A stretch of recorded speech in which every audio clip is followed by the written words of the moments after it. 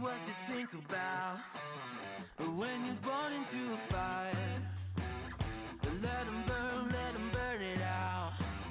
Sell them to the richest buyer. They wanna let the world decay. They tell us lies and fade away, fade away. We feel betrayed. We were raised to lose the race. Wake at the back of the pack, kill it anyway. Listen up now, because we're never dropping out. Beat the odds, beat the big house. The brains are bigger than the doubt. We've been thinking for ourselves, never let the truth fade away. This is bigger than ourselves, we won't let the world burn away, burn away. We feel betrayed. We were raised to lose the race. Wake at the back of the pack, kill it anyway. To blame, haters face the world's mistakes. Wake at the back of the pack, kill it anyway.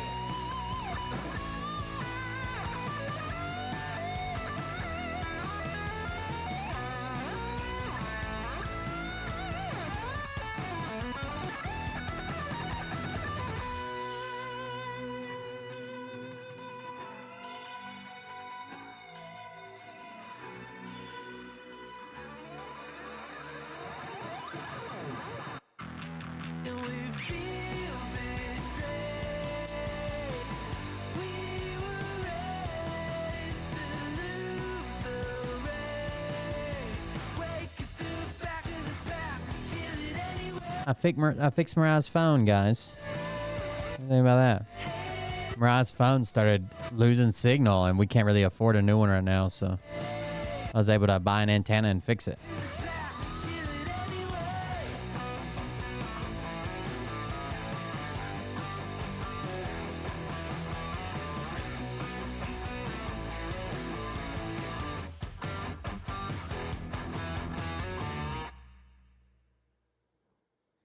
She's using an old one right now that she just threw her SIM card into.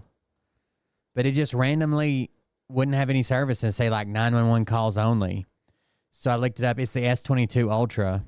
So I looked it up, and apparently that's a common problem is the antenna cable. So I replaced all 3 antennas and the cable, and it's working now. Hey daddies, it's me, the Linda Binda from TikTok. I wanted to make this video because I wanted to thank you for watching Cold Beer Confessionals with Will Bird. I think that's just incredible. I've watched a few episodes and I'm just like very intrigued. But you know what I'm most intrigued in is Big Daddy's meat stick. I heard that it's very thick, like a good old German sausage. You know, Linda and her coochie loves that. Oh, never mind. Let's not go there. Anyways, I hope you have a good show and enjoy it as you can. There's a lot of weird things that go on, especially when it comes from the realm of Linda Bindaland. So, enjoy the show. Thanks for watching. Peace out. It is with a little bit of laughter that I tell you I think Kelly Marie Brady is dead. I'm not positive. Actually, I'm not even sure at all. I'm probably more sure that she isn't. I'm closing a bunch of windows right now. I'm probably more sure that she isn't dead, but that's not nearly as funny. So the Michael actually turned me on to this, that the groups are going crazy thinking she was dead, but just because she hasn't posted in like 3 or 4 days. So let's start here. So she hadn't posted in a couple days, and this is the Kelly Marie Brady fans only. It says, I'm at work, and I just recently heard of Kelly's passing. This is so heartbreaking. I'm not sure how I'm going to finish up my day. Rest easy, my dearest Kelly. You've walked on this earth enough. Now it's time to walk with our Lord and Savior. Got her flip-flops there. So I've been in the groups trolling them. This says, praise Jesus and bless our flip-flop patriot. You did her justice with this picture. Remember, it's all God's plan. It really is. We are here but a short time. I'm still in shock. Crying emojis. How? I don't know any specifics. All I know is that I logged in and saw the post in this group. I'm sorry, I can't say more. I'm just not mentally with it right now. I hope you understand. This cannot be true. Where did you hear this? Like Kelly, I really can't confirm anything being said in here. Hold up. I'm trying to confirm the latest. Pray hard, warriors. And then it's some pray emojis. I so hope she's wrong.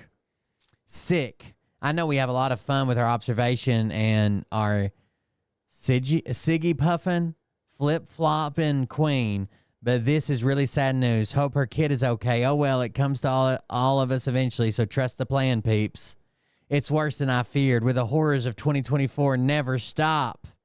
They put a bunch of crying emojis, a bunch of flip-flop emojis. Why? Crying emojis. Is there a new page I'm blocked from? Like, I don't know or see what anyone is talking about. God works in mysterious ways. What's going on? I'm stunned. It's God's plan. What did I miss? Please share. Someone, please. What happened to Kelly? I would absolutely love to have her flip-flops. Too soon. People calling her out. Is she dead? It's all part of the plan, God's plan. We can't question it. Truer words, Helen, truer words. What exactly happened to her? I hate when people post like this and not tell you what's going on. Just like they have been telling us about the suffering everyone has had to endure the past 4 years. It had to happen this way. I hate cryptic shit. Why did your dog crap on the floor? Was Kelly put in her forever box? Why? What? She's on a cruise, y'all. Oh, she might just be on her cruise. She did say she was supposed to be taking a cruise, right? What has happened to Kelly? No. Wouldn't it be funny if she's just on a cruise and we're all over here just talking shit about her? I just heard about Kelly. Say it isn't so. What happened? What happened? Is it good news? Did the crack pipe finally get her? What the hell? What the hell exactly what I said? She's a crazy lady that walks the streets taking videos of absolutely nothing and then begs her cult members for money, which they gladly give her. It's gross and truly pathetic. It sounds to me that you might be jealous. If people believe in her, who are you to dislike her walking around filming nothing, as you call it? Seems to me you may have some deeper issues than this woman. Bless you. Jealous? That's truly just hysterical. She's a grifter. She collects disability but walks miles and miles all day, every day. She begs y'all for money and you send her tens of thousands of dollars. She gets a brand new car bought for her. Do you think she's reporting all that to Social Security? She's a scammer and you fell for it. Jealousy, more like pity for the people that sent their own hard-earned money to someone that lied to everyone. Uh-oh. Sad to say, but this was inevitable. I feel like I might just fucking leave this group. There's so much vague posts that just kind of counterproductive. Normalize giving context. What am I missing? It's got to be the opiates and the uppers. Lots of uppers in D.C. and lots of opiates being given out after getting the jab she got. I hope she didn't shed on anyone on that cruise. Man, why make a post this vague? This is so irritating. Agreed. Tell the story. Those of us without access to the source could use some screenshots or backing info. What happened? What happened? Someone tell us all what the fuck has happened. Did she OD on crack? What's the news? Seriously, what happened? I'm not shocked, actually. What happened? What happened? Hashtag Kellygate. What happened? Tell us. It sounds to me that you might be... Oh, that's the jealous one. Is it dad? Bitch, we don't do the pronouns in here. It was only a matter of time. Look at all her victims coming out of the woodwork. It's awful. Why don't you man up and say what you want to say? So I took this as an open invitation to hop into some of these groups and leave some comments. So let's see what we can find there. So we got the post here. And it says, Kelly's dear friend Derek is asking for prayers. Oh, no. Not Kelly. And it says, Derek Johnson, 1776 Nation. With all the love and goodness in our hearts, let us all pray that our dear patriot sister and one of the most fierce warriors of truth of this country, Kelly Marie Brady. The news coming through on different platforms is confusing and some of it's really bad. We need to be prepared for the worst while still praying for the best. Pray hard. God knows best. Praying hands, praying hands, praying hands, American flag, praying hands, flip-flop, praying hands. Just so you know he's serious, okay? And from that we get this. So let's do all comments. So we show up here. Someone says she got caught for fraud or stealing. I'm praying hard the last few days. Our patriot Kelly Marie Brady, God bless her in Jesus' name. Then this Dan Pillsbury son of a bitch says lighting an extra candle tonight for our patriot sister. He's got a little candle gif here from Giphy. And I said, Dan Pillsbury, that's pretty fucking cruel considering she was burned alive in a house fire. Wow. Too soon. Then the mod hops on there and says, where did you hear this? Please don't share false rumors in here while we're all trying to come to grips with what happened. I said, I can't reveal my sources yet. She said, well, Derek Johnson is officially on the case. I'm sure he will get to the bottom of it. I said, I doubt it. He's still trying to figure out how to get into Gitmo like he promised everyone. The mod responds, oh, yes, sadly, Kelly was also promising to go to Gitmo for a live report. I hope one of them finally makes it. Then this makes me, I don't know if Ashley Patterson is like from CBC or not. Like at first I was like, mod's trying to run me off. But then she says, I bet Phil could help dear Kelly. And I said, maybe just his smile could really brighten anyone's day, especially now that he fixed his teeth. And they share this gif of Ross with his super white teeth, which is just wild, right? I don't know. Justin Jameson says, good riddance. Oh, let's check out these comments. Why would anyone laugh at this? That's so mean. People are in pain here. 100%. Don't worry, she's gonna pop back in a week begging for money again like the grifter she is. She's never asked for a single dime unless she really, really, really needs it.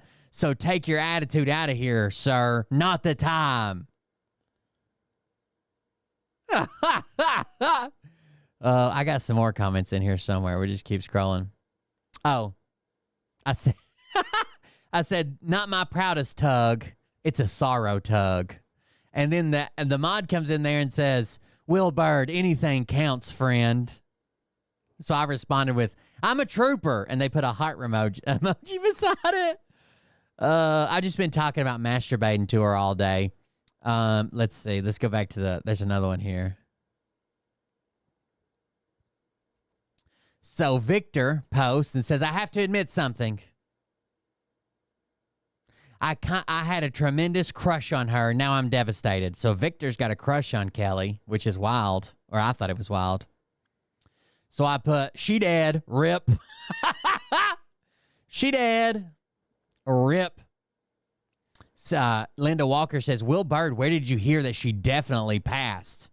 Well, I can't reveal my sources just yet, okay? I can't reveal my sources just yet. Did they delete my other comment? No. Where's it at?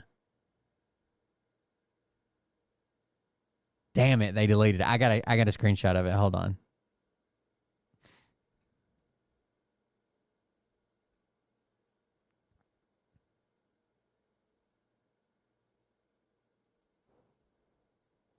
So I put, is tugging one out every time I see her flip-flopped feet on camera a crush? I feel crushed. Rip. Oh. Dan Pillsbury says, her face has featured many fappenings. Please tell me she's okay. She dead. Rip. Oh, hey, what's up, Ashley? I thought you were like a legit, I thought you were legit going to run me off. She dead. Rip. I don't know. I don't know what's going on there. Oh. I can't reveal my sources just yet. Oh, our new USA, Janice. I know who Janice is. New USA praying the hold of the foreign money controlling us. We need change for our citizens. Y'all, this is methed up. Me and Kelly used to laugh and laugh when I told her this cat was her doppelganger. She had an amazing sense of humor. People just making up backstories. She's just making... People are just making up backstories with her. As soon as you said something about Phil, I was like, Ashley might be part of the other team. What happened? Warrior of Truth? What the fuck? Who is she talking about? Oh, it's going down. Kelly's dear friend Derek is asking for prayers. Oh no. I don't know why. This all just started today and there's like all these fake groups where people pretend to be our fans and then they just post like random shit, right? And a lot of it like backhanded compliments, like, praise the Lord, she can walk in D.C. for 12 hours a day, even though she collects a disability check because she can't work. That's a miracle, shit like that. And one of them just said, like, she was dead, and then it went fucking viral. This all I think, if Michael's right, he sent me the first screenshots. If Michael's right, it started in the Kelly Marie Brady fans only. Instead of OnlyFans, fans only. And it starts with this. I'm at work, and I just recently heard Kelly's passing. This is so heartbreaking. I'm not sure how I'm going to finish up my day. Rest easy, my dearest Kelly. You've walked on this earth enough. Now it's time to walk with our Lord and Savior. So he sent me that. I saw it this morning. I don't know when he actually sent it to me. And it was 4 hours old when he sent it. So I have no idea. What the hell happened to Methany? Seriously, can no one say what happened to this cracked out wanker? Damn. Then someone just shares this news story that has nothing to do with Nancy Drew or whatever, Kelly. It's an 18-year-old female, and it says, woman found dead in Baltimore's Druid Hill Park.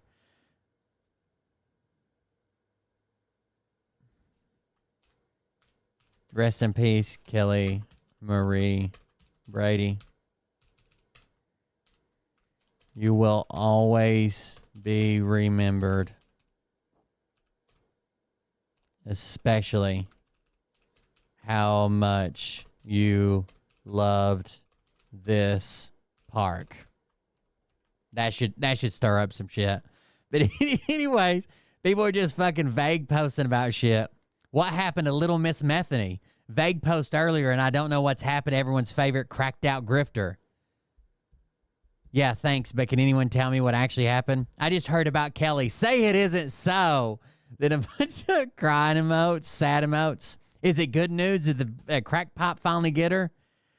People are getting vicious, dude, and I don't think any of it stems from anything. Like, I don't think there's any clues. I don't think any of it's true, but it's funny. What am I missing? Sad to say, but this is inevitable. Is it dead? Oh, this is the one where they're like, we don't do pronouns in here. Is it dead? Bitch. It was only a matter of time. Look at all her victims coming out. What do you mean? Did people finally confront her? I use victims in place of followers. These posts are full of people that are clearly fans of hers. I mean, then again, anyone dying is a matter of time. It's awful. What happened? What happened? What happened? Seriously, what happened? Oh, man, why make a post this vague? Tell them you can't reveal your sources. This is so irritating. Agreed. Tell the story. Those of us without access to the source could use... Oh, I read that one earlier. What happened? What happened? Hashtag Kellygate. Did the crack pop finally get her? Vicious, dude. Savages. They keep falling for it. Someone made a dead link to share. They do keep falling for it over and over and over again. Did she get mode? Oh, Jesus Christ. Please check Kelly's latest and pray for our girl. She doesn't even have a latest post. And people are like, I can't see it. She must have blocked me. I pray that she gets mental health treatment, someone says. Oh, even if she is dead, oh well. She had a good long run walking around and hearing shit that didn't exist, so. Oh, let's hear this. So if Trump was the president all along and didn't lose in 2020, how would he be allowed to run for the third term in 2024? How would his conscience let him do it? Conscience. What a fucking retard. Helena. What's his glory doing? You know, this guy claims to be a preacher and was once on Dr. Phil because his wife was having a sexual affair with one of her students. There's that. Shall be your shield and buckler. You shall not be afraid of the terror by night. Because you have made I guess the only post I've seen is the worst one I've seen is check her latest post, pray for her, but that was it. Someone said she was posted she needed back surgery now. Is that gonna be another GoFundMe? Lord, who is my refuge, Good job, Ashley. the Most High. I appreciated reading it all day. No evil shall befall you, nor shall any plague come near you. Your over you. My name's Clay Clark, and you're watching his. Oh God, are we?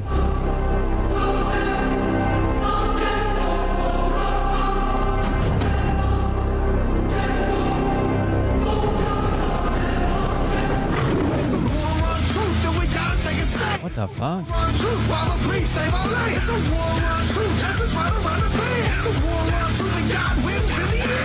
Is this a Christian Linkin Park cover band?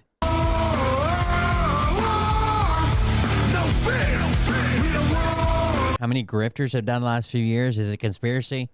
Well, considering they didn't take any of the fucking illness, fucking.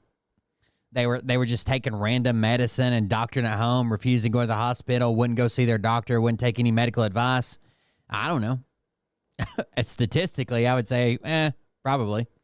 Hell, Doug, damn it, what's Doug from Frog News? What's his last name? Poor old fucking Doug died with 36 X39 patches on his left arm. Couldn't breathe in the back of a fucking ambulance on the way to the hospital. Didn't seem to help him. Hey folks, me. We're excited to announce our end of the year giving challenge. Go to hisglory.me/donate to help us make a difference in 2025. Folks, we couldn't be here if it wasn't for you, and you're just simply awesome. Thank you so much. All right.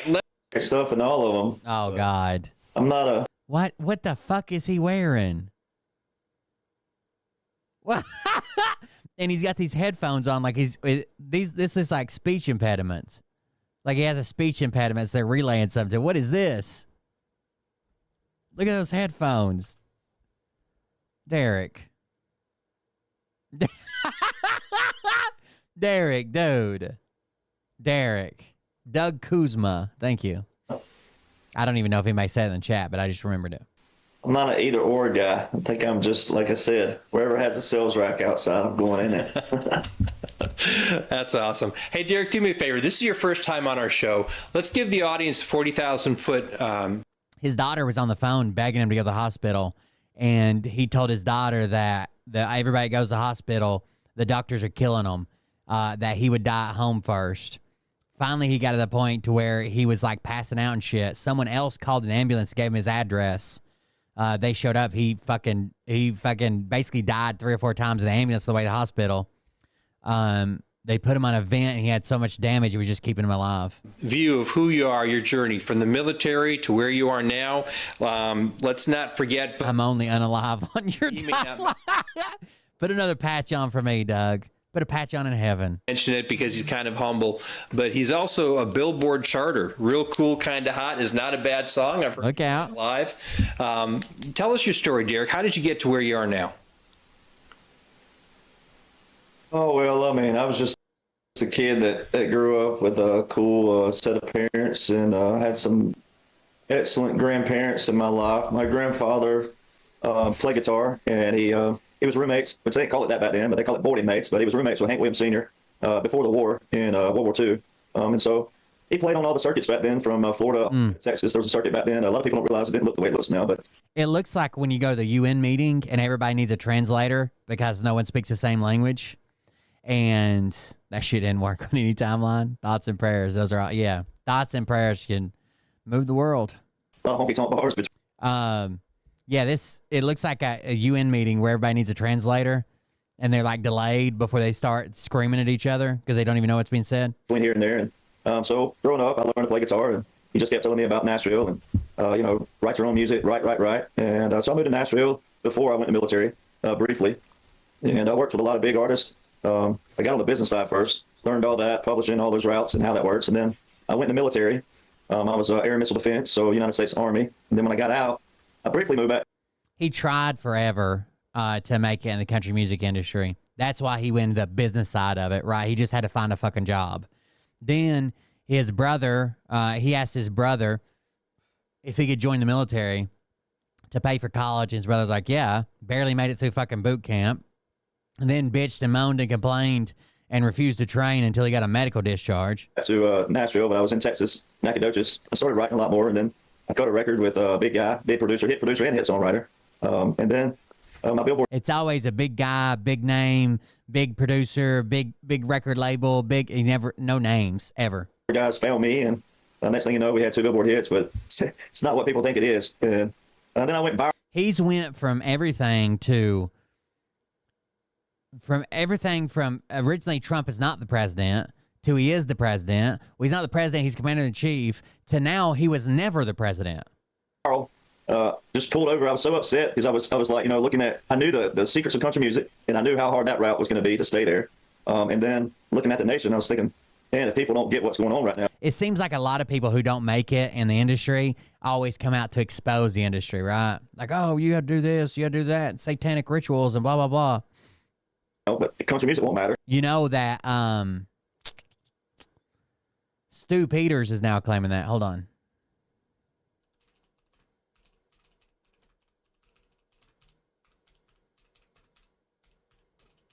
Stu Peters is now claiming that the reason that he got out of the rap game was because it was so corrupt. Yep, I've worked for every dime that I've ever earned. Yeah, and it shows. I wasn't handed a silver spoon. I never had. This is the Tinfoil Hat podcast. It's Tinfoil Hat Clips. parents. I didn't grow up in a rich neighborhood. When I was 18 years old, guess where I moved? Right here to LA. When I got here, I came on a Greyhound bus. When I got here, I had $140 in my pocket. That paid for like 1.5 nights room stay in the worst fucking neighborhood that you could possibly imagine. I ended up the next day getting a job on Ventura Boulevard at a place called Charlie G's. It's not there anymore. It was owned by a guy called Jack Mandato. I think he's dead. He was Sicilian mafia. I was a waiter. And so thank God, because the first day that I worked, they let me wait tables and I earned cash so I could pay for my room. And literally I survived out here for 3 years. I ended up getting signed to a major label record deal. I was a rapper. You can look me up. What? Yes. Yeah, I was. I got signed to a major label. I toured with some big people. I performed. Remember Coconut Teasers? What was your stage name? remember Yeah, I used to love Focus? Coconut Teasers. My first show in LA was at Coconut. What was your stage name? Focus. F-O-K-I-S-S. If you go to YouTube and put that in, you'll see a song. Let's go, You'll bro. see a song called "I Never Made It" right there at the top. That was I never made it, by the way. And here's the thing. Okay, so the press always likes to say, "Well, Stu Peters failed rapper." No, not failed rapper. Hey, that's a lot of views. Yeah, that's like it's a not quarter bad. mil. Yeah, I mean, and that's just on my channel. That was posted like way after the fact. Okay. Well, it's got a ton of views now because people were making fun of him when he popped up. Like, it didn't have all these views until was it the Rolling Stones, or maybe it was Will Sommer of the Daily Beast. And that's just that's what I put up there. The label never put it out because so the way that a record label works, for those in the listening audience or viewing audience that don't understand, you get signed to a deal, you get something called recoupable money, right? So they give you this budget. You could buy a house with it, you could buy cars with it, you could buy diamonds with it, you can do whatever you want with it. But the fact is, the signing bonus, all of that, it belongs to the record label. And in exchange for these recoupable funds, you owe the Jewish-owned record label a certain amount of singles or records or albums, and you don't get off of you your, have of an your deal, age, buddy. Yeah, You look great. Thanks, but you don't get you don't. So he says he tours with all these people, all these gigantic names or whatever. Here's what his background says. After high school, Peters moved from Minnesota to Los Angeles, Florida, and then New York while pursuing a career as a rapper named Focus. As a rapper, he performed at several nightclubs and bars around Minneapolis and Duluth. So it wasn't like he was on like a nationwide tour. He played Minneapolis and Duluth. 7th Street entry at the landmark First Avenue. He briefly interned at a radio station in 1998. In 2000, he auditioned for a film directed by Tyrell Ventura, the son of the Minnesota governor, Jesse Ventura. After obtaining a lead role in the film, Peters lied to Ventura that his brother was a teen heartthrob who starred in a popular 1990 sitcom. Tyrell invited Peters to stay at the governor's residence in St. Paul during filming. Peters went home to Apple Valley, a suburb 16 miles away, and later moved into the guest room of the governor's residence for several weeks until he was evicted by state troopers providing security for the governor. So he tried to squat on Jesse Ventura. You don't get anything until, and you're the last person to get paid, by the way. So record sales, you don't make dick. You don't make shit off of tour money, really. It's merchandising is really all you can make. And so all the signing bonuses and everything else, that doesn't belong to you. Anyways, when I found out how demonic the major label record industry was, and when I found out... Wait, this is it. You want to hear this article? You're from Apple Valley? No shit. St. Paul, Apple, AP. A man who befriended Governor Jesse Ventura's son and lived in the governor's mansion in the summer of 2000 was kicked out because he wasn't who he said he was, according to law enforcement, former mansion officials. And Ventura's spokesman, the Twin Cities man identified by the Star Tribune and WCCO TV as Stuart Peters, claimed to have Hollywood connections and said he lied to the Venturas because he wanted a part in a short film being directed by Tyrell Ventura, the governor's 22-year-old son. But after Tyrell Ventura became suspicious of the man, he talked to state police who ran a background check and found he was an imposter, said Colonel Ann Beers, the head of the state patrol. We evicted him from the mansion, said Beers, who added the family had posted a notice in the mansion telling staff and security he was a guest and should be treated as family. The news comes amid reports from the mansion staff that Tyrell Ventura threw weekend parties at a historic residence, damaging furniture and fixtures while taxpayers footed the cleanup bills. On Tuesday, Ventura announced he wouldn't seek a second term, partly because he said he wanted to regain privacy for his family. During the ruse, the imposter took advantage of the amenities at the mansion. The former residence manager says that the staff did his laundry, cooked his meals, and security drove him places. The amount of time the man stayed at the mansion is disputed. Dan Creed, the residence manager, who was laid off by Ventura, said he was there about a month. Beers said it was probably less than a month. But in that neighborhood, John Wodle, Ventura's spokesman, and Tyrell Ventura said the man was there only a week and a half. Wodle said Creed was duped. Also, in fact, he played tennis with him.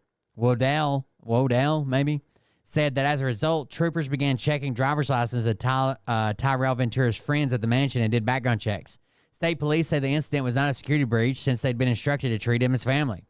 We are not going to run criminal histories on the First Lady's family or friends, said Captain Tom Frazier. Peters has several active warrants for his arrest in connection with small offenses, but doesn't pose any violent public threat, said Apple Valley Sergeant Michael Marbin. Wodell was asked about having an imposter living in the mansion when Ventura has made a major issue about the importance of security for himself. Wodell said that the imposter was not an axe murderer, and if he were, troopers would have known about it. There's a big difference, he said, between someone misrepresenting himself as a movie actor and someone who could bring physical harm to the Venturas. Wow, what a weird, interesting piece of history. He lied and said that his brother was a famous person from a 90s sitcom and spent a month in the... So he's been a scammer forever, right? How oppressed really I was, and the message was controlled, everything was controlled. I decided, fuck this, fuck you, I'm out of here. Well, I owed them one more single, and so this was the single that I gave them. It's called I Never Made It, which is a big fuck you to the record industry, saying I never made it, and I'm glad that I didn't, because I don't want to make it in the way that you want to give it to me. And in the music video here... So again, the only reason he made this music video and made this song was to fuck the record labels. The fat guy at the table, rest his soul, his name is Rick Briggs. Rick Briggs is actually a bail bondsman from Minnesota, who I asked to play the part in this music video, and he's playing... Again, he only did any of this really in Minnesota. The part of a major label record executive who's pissed off that I won't write about what they want me to write about. I can't believe he fucking swindled his way into the governor's mansion, though. That's crazy. Investors, promoters, the future looks real bright for Focus. We're planning on shows in the tropics. I'm talking Grammys and Oscars. I have time for football in the ring with their boxers. They're gonna know the name Stuart Peters from the grassroots music influence on big screens and movies. They're gonna know the name Stuart Peters. Finally gonna live that dream. It's gonna be on a wall, an ever mirror. Times I went through to make little kids' lives, and then the shock hit when I opened my eyes. And now I know this whole episode I've been hypnotized. The extinguisher's been deployed. The fire inside of me is slowly burning out. Now I realize that I'm a failure. Never made it. My family devastated. A lifetime just wasted. I'm a failure. I never made it. My family's devastated.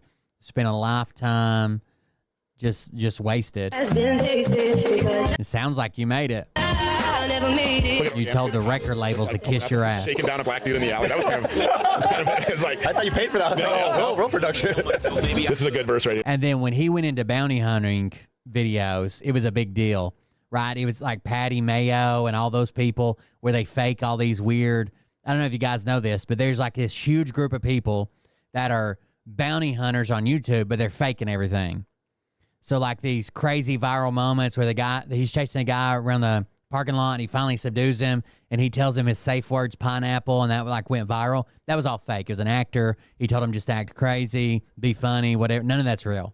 You've been in that position. That's what I call him out. You would've. It's an old saying. I ain't saying anything. I'm just saying. In fact, they get the real cops called on them quite a bit. Y'all reading to me and say, oh, Stewie, he's just playing. Is that right? 'Cause I'm your typical entertainer chasing a fast life. Not remembering anything that happened just last night. And all I want to do is fuck bitches and just get trashed, right? The difference between us is I did that all in a past life. And I ain't gonna write about it. Record labels tell me it's all about cash. I don't see it. Maybe my sight is clouded. And I ain't arguing. Look, I ain't gonna fight about your industries like sex with no condom. And I am sliding out it. Yeah, I guess that makes me a... Your industry is like sex with no condom and I'm sliding out it.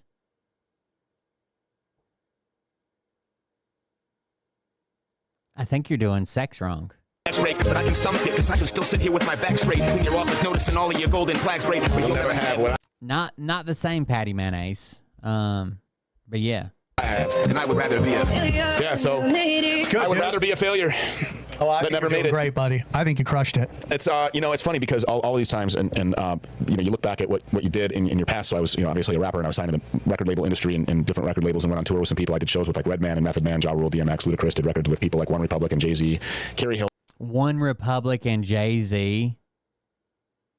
I don't believe any of that, considering you were only on the Minneapolis tour. I just don't believe. I mean, show me some proof, I guess.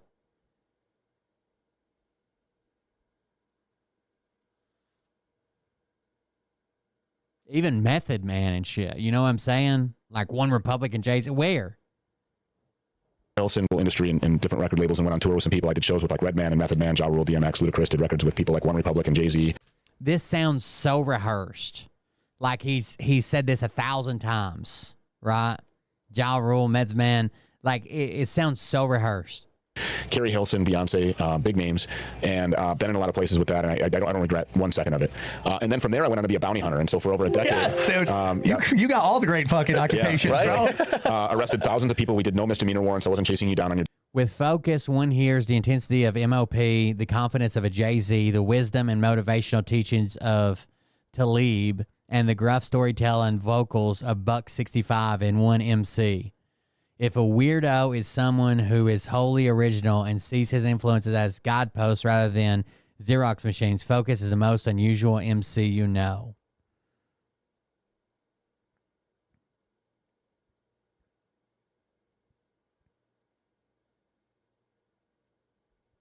This is like an interview / social media post he did. When I was 17, my dad told me the bigger the risk and sacrifice, the bigger the gain.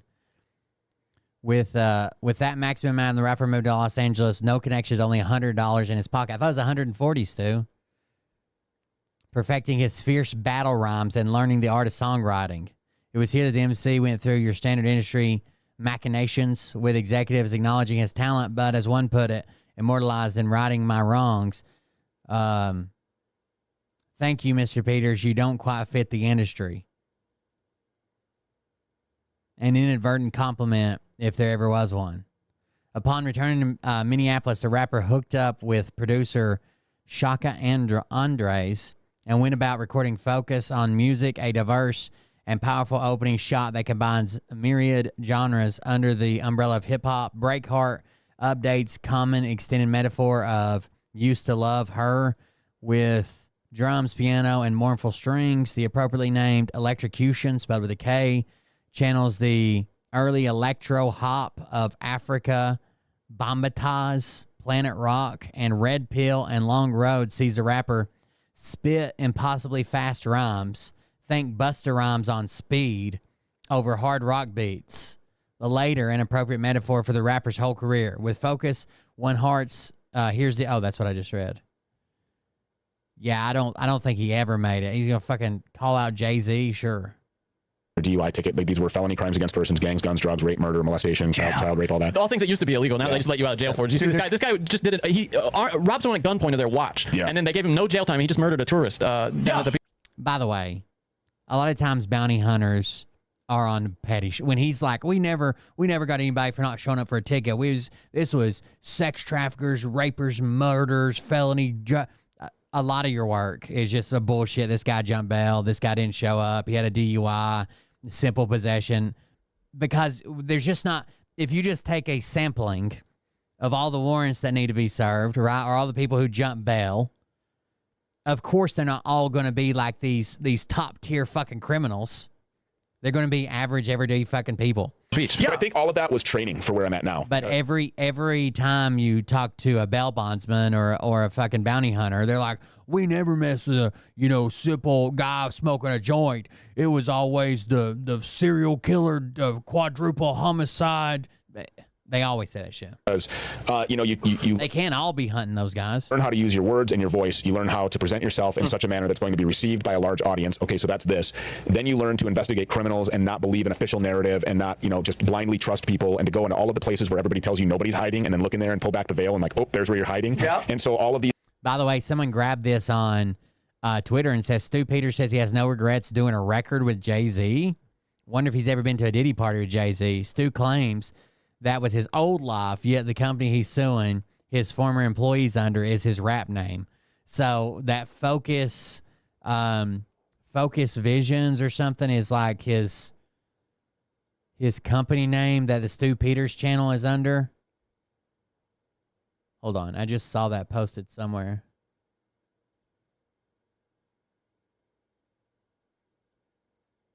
Where did I see it at? It just said something about his focus, visions, focus industries, focus something is what actually he's doing business as Stu Peters, but it's actually under focus. These years, I think, of all of this has just been training to where I'm at right now, because now I'm using my voice and I'm investigating criminals. It's just that the criminals wear kind of a different uniform now than we did then. No, I'm with you, man. I think I think if we're going to save ourselves, we have to be honest and have honest conversations, and we can't have the emotion of it. And so I think you're doing the Lord's work. Again, we have different ways of approaching it and styles, no doubt, and that's okay. I'm looking at the group requests. There's one from Philly and one from Andrew. I don't see you on there.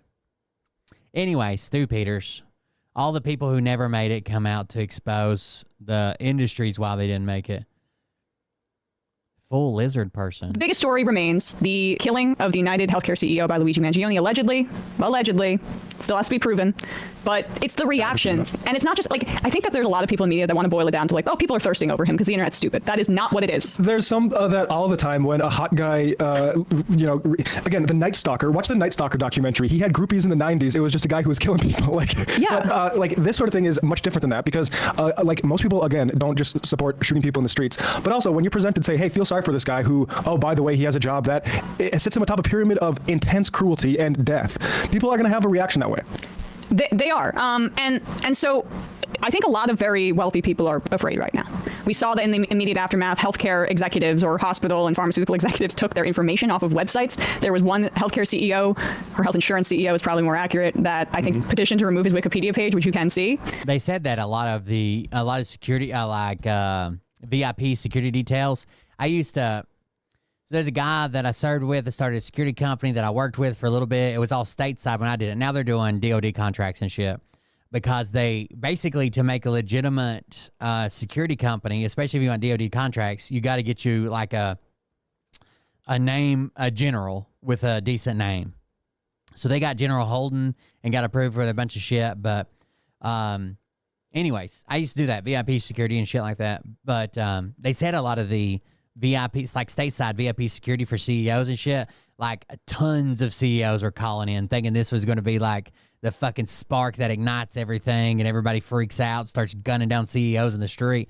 I don't think that's going to happen, but you can imagine how many, if you had to think back on all the people you had wronged, and is one of them going to show back up? So, or at least someone security spending too. Yeah, or at least someone connected to him. Doesn't that, if you're supposed to be providing care for people, but you need a security force to protect you from the people that you're supposedly taking care of with your for-profit business, doesn't that say it all? I don't know. Well, Peter Thiel, one of the richest guys in this country, in the world. Government contractor Peter Thiel got a bunch of money for surveillance, basically spying on you and selling all the collated information to police departments and other sort of security forces. Also quite close with J.D. Vance, who is going to be the VP. Oh, yeah, I mean, J.D. Vance basically his assistant. And so when you hear Peter Thiel speak, this is probably a pretty good summary of how the right-wing populace, I want to see this. I say with the most sarcasm I can even muster. What happened? Chat just stopped. What happened? Republican administration that's incoming with Trump feels about this particular case. And I'm going to... Don't worry, chat. It's not you, it's me. We're going to make fun of Peter Thiel because he's so bad at speaking and communicating, but he's also very afraid. And to those who think this shooter is a hero because... Oh, of course. Piers Morgan. Dude, Piers Morgan sucks so much Trump dick, dude. It's not even funny. And then claims, I'm not a conservative. I'm not right-wing. He did it because he said this healthcare executive is presiding over a healthcare system which kills thousands of Americans by denying them cover. What would you say to them?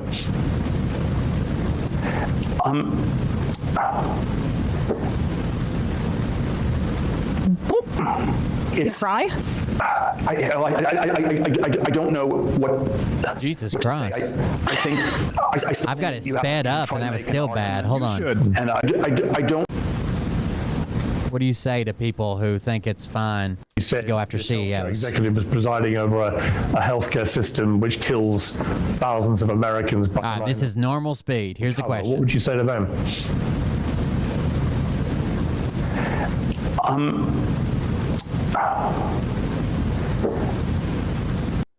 By the way, Peter Thiel is a fucking a multi-billionaire, I guess, but he's an evil piece of shit a lot of times. He looks like it, too. He looks like the bad guy in a Bond film.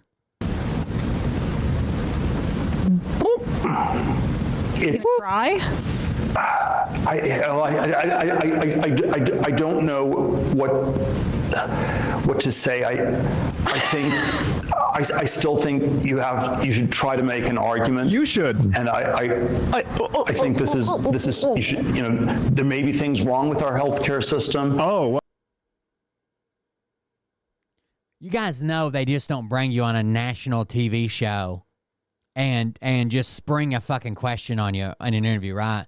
They call and talk to you, and they're like, here's some of the things that we're going over. You got anything new? You got anything you want to do? Here's the topics we're going to have. Here's some sample questions. We really want to stay on topic with A and B, but if you want to bring up C, that's fine. Like they go over like an itinerary for you. It's not like they asked him a fucking Jeopardy question. He didn't get a chance to study. But you have to make an argument. What do you think about people shooting CEOs? Some people say it's good because, they're kind of horrible people. They find it hard to be empathetic towards them. What do you think? Well, I really don't have an answer, but you think that people, that they, with a gun and then healthcare. Argument, and you have to try to find a way to convince people and change it by that. And this is not going to work. Maybe he's trying to be more like Elon Musk. And, I don't know. Yeah. It's yeah. And then he takes that itinerary surely and goes and talks to somebody because he's got to think about investors and businesses he owns and put on a good front. Surely he runs it by somebody. There are all sorts of things one could say about it, but there's all kinds of things you could say about it. I'm just not going to. He has these weird snake-like brain veins that go up. Have you guys ever seen him? Hold on.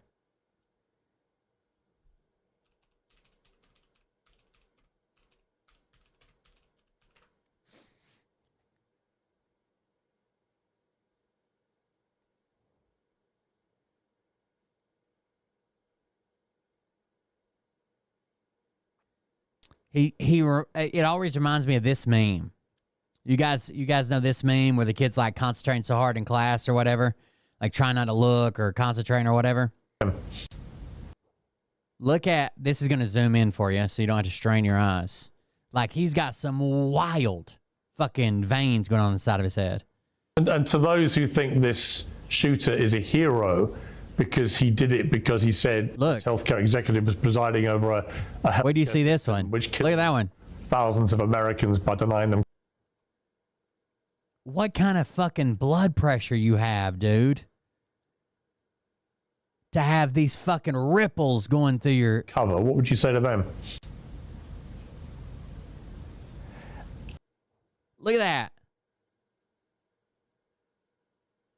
It looks like uncooked chicken. The skin on chicken.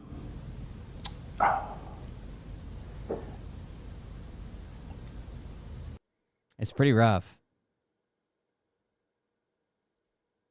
I don't think, and I think I think the motives feel.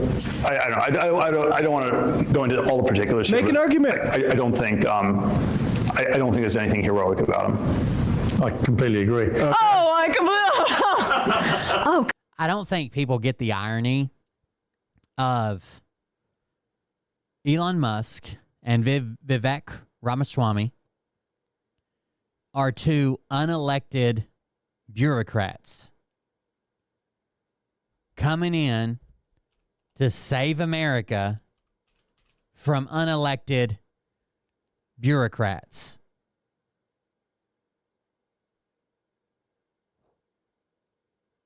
Right? No one elected them to do anything, and their target is people that weren't elected to do. I don't get it. Gosh, honestly, that point almost moved me to tears by how eloquently he made his argument. You've just got to make an argument. It's the most beautiful thing in the world for the guys that are like, hey, this all runs on us expressing ourselves in the realm of ideas. I listen to that guy, and I definitely think, oh yeah, he's here because of the way he's able to form arguments and elaborate on people. No, he's there because he has a lot of money. He's there because he's actually going to make a lot of money off of this. I don't know if they go back to the interview or not. On there is just unhoused person, a homeless person, directly responsible for the. All right, guys, we got an update. Say it in the chat. Update. Update. 2 syllables. Clap both times. Update. There you go. Now you know how to count syllables. Did you guys get taught that? Update. Have you ever seen a cartoon from Japan called Zoids?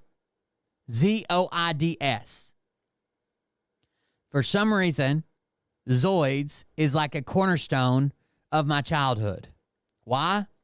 Because when we were young, I used to like to take a shower in the morning to like wake up for school.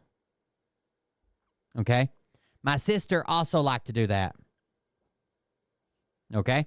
So I would have to get up super early so I could take a shower, get ready, whatever, and then I would sit in the living room and wait for her to the water warm up, and then she could take a shower and do all her stuff in the bathroom. And at that time, while I was waiting from like 6 a.m. to like 7 a.m. or whatever, or the 6 a.m. to like 8 a.m., there was a show that came on reruns called Zoids, and it was fucking awesome. Zoids Chaotic Century, Zoids New Century. It was fucking amazing. And I haven't thought about that until just now, and I don't know why. Anyways, we have an update.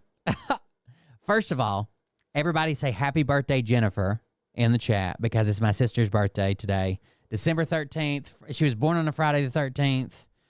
She'll probably die on a Friday the 13th. Happy birthday, Jennifer. Second, we have a real deal update, just like I said, on Hassan. So you guys remember the Willie Mack show is a guy who does a lot of social commentary stuff. And you guys know Hassan lies about everything that he talks about and then rewrites history. Well, Willie Mack did the first video about Hassan. Hassan responded.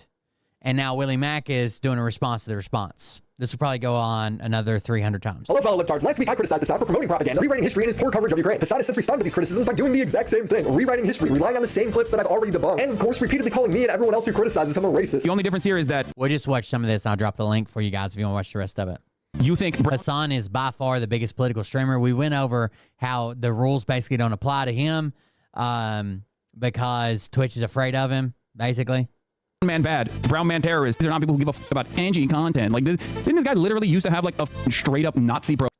This says Frogren saying military service members should get PTSD, no suspension. E-girl, this is Twitch ban logic. E-girl streams softcore porn, 24-hour suspension. Asmongold calling Muslims inferior, 14-day suspension. Being a Jew in Israel, unable to even create an account on the website.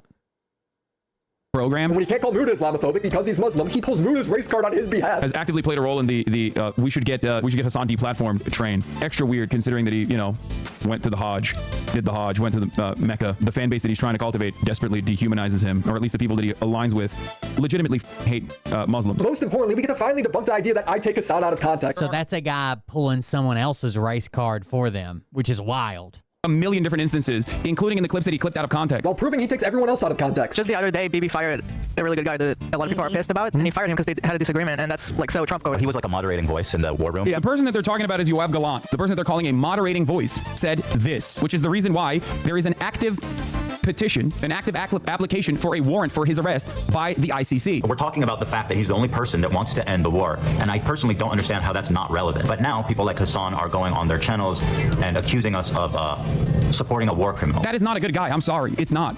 And it's like shocking to see Ethan say this stuff. How do you not know what he's talking about? Isn't this what you do? Ethan corrects Hassan, and Hassan doesn't get back to him. He's just letting people believe this false story. Ethan climbed in a video of you talking about this. By the way, they came back and, there's a little bit of language barrier there. Obviously, he's not a really good guy, which is what was said. He's not a good guy. But he was one of the only people that was standing up to Netanyahu and saying, hey, we should end the war, rather than keeping it going again and again and again and again. Yeah. This video catches Hassan. And of course, he got fired for that. Quality reporting. It's like we could do better than this. We could strive for higher quality. Like Holsker, who makes specialized watches and jewelry made from natural materials, giving them a really unique design. Like this watch made entirely out of wood. How did they do that? It's so cool. Holsker is a watch and jewelry brand for both men and women, based out of Austria. In video. All right, here we go. The response. Before Hassan reacts to my video, he prefaces it with everyone who makes good videos agrees with me, and everyone who makes bad videos criticizes me. It's weird. All the good YouTubers who put a lot of thought and effort into their almost academic paper level research YouTube essays almost always happen to be, in the Hassan Abi side of the things, and all of the worst drama pervert, Keemstar adjacent, orbiter, weirdo fucking losers who love hyping up pedophiles and Nazis. So the people who do their research love me. The people who just don't do their research hate me. I don't know why. Those are the guys who always hate me for some reason, you know? Instead of watching me directly, Hassan watches bad empanada react to me. He needs backup. Oh, dude, bad empanada went from bad to good empanada. Bad empanada went from bad empanada to based empanada. Like, this is your champion? Okay, I'll respond to both of you. The first thing Hassan criticizes is me going after his poor coverage of the Al-Ahi hospital bombing. IDF didn't bomb the hospital? Yes, it did! Does this guy provide any evidence that he didn't bomb the hospital? No, he doesn't. He just insisted it didn't. What makes it significant was just how poorly Hassan handled a breaking story at the time, speaking as if he had any insight and demonizing everyone who believed in any other expert's opinion. IDF didn't bomb the hospital? Change title? IDF didn't bomb the hospital? Yes, it did! Yes, it did! Yes, it fucking did! I think still to this day, there's not evidence that the IDF bombed the hospital. Most people agree that it was a missile that fired and fell back down to the hospital from Hamas. Fucking piece of shit. Yes, it absolutely did. Fuck you. Fuck you.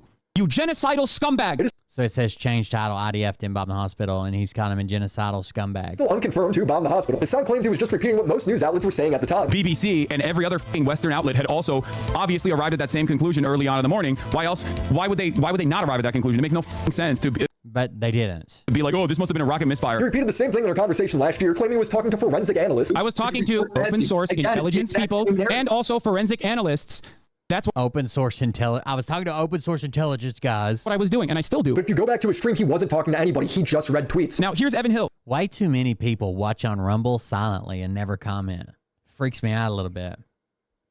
It's like voyeurism. Working as a forensic investigator at the Washington Post. This guy did not say it was an Israeli bomb. He repeated the same thing that everyone else did. Hassan just ignores it. It says, so if we go back, he's claiming that this is one of the guys that he was using, and it says IDF blames Islamic Jihad for a failed rocket launch which hit the hospital in Gaza. So even the guy he's quoting doesn't say what he says he does. IDF blames Islamic Jihad for a failed rocket launch which hit the hospital in Gaza.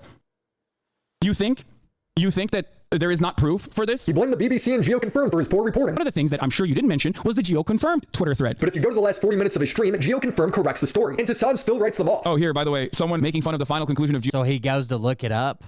So there's GeoConfirmed.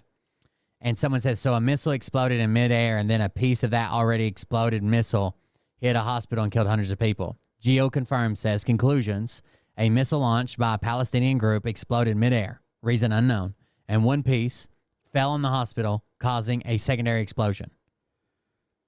So he's using this as a source to say the IDF did it, and then he's making fun of this source in the stream he did. GeoConfirmed. So a missile exploded in midair, and then a piece of that already exploded missile hit a hospital and killed hundreds of people. This is the absolute dumbass that you guys are putting forward as your conclusive analyzer, okay? God damn it, brother. Jesus Christ. Your conclusive analyzer, okay? I don't know how he became, well, I guess a lot of it was thanks to Destiny.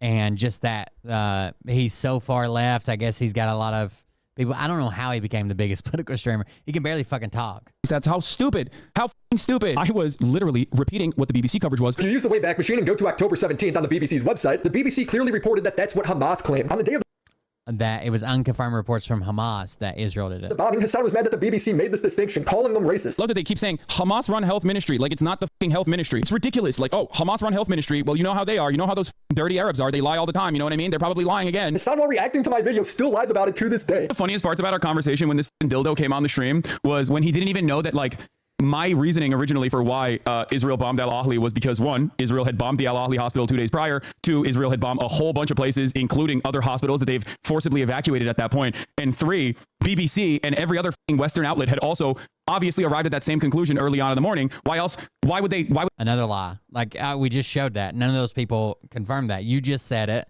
And then when all the evidence didn't support you, you called them racist. They not arrive at that conclusion. It makes no fucking sense to be like, oh, this must have been a rocket misfire. But they didn't. You were mad at them for not arriving at that conclusion. That's why you called the media stupid and racist. Is there a fucking moment where Western media will be honest about this? Like, I know we are cruel here in the West. I know we've done so much. We've done so many awful things, like so many unconscionable things.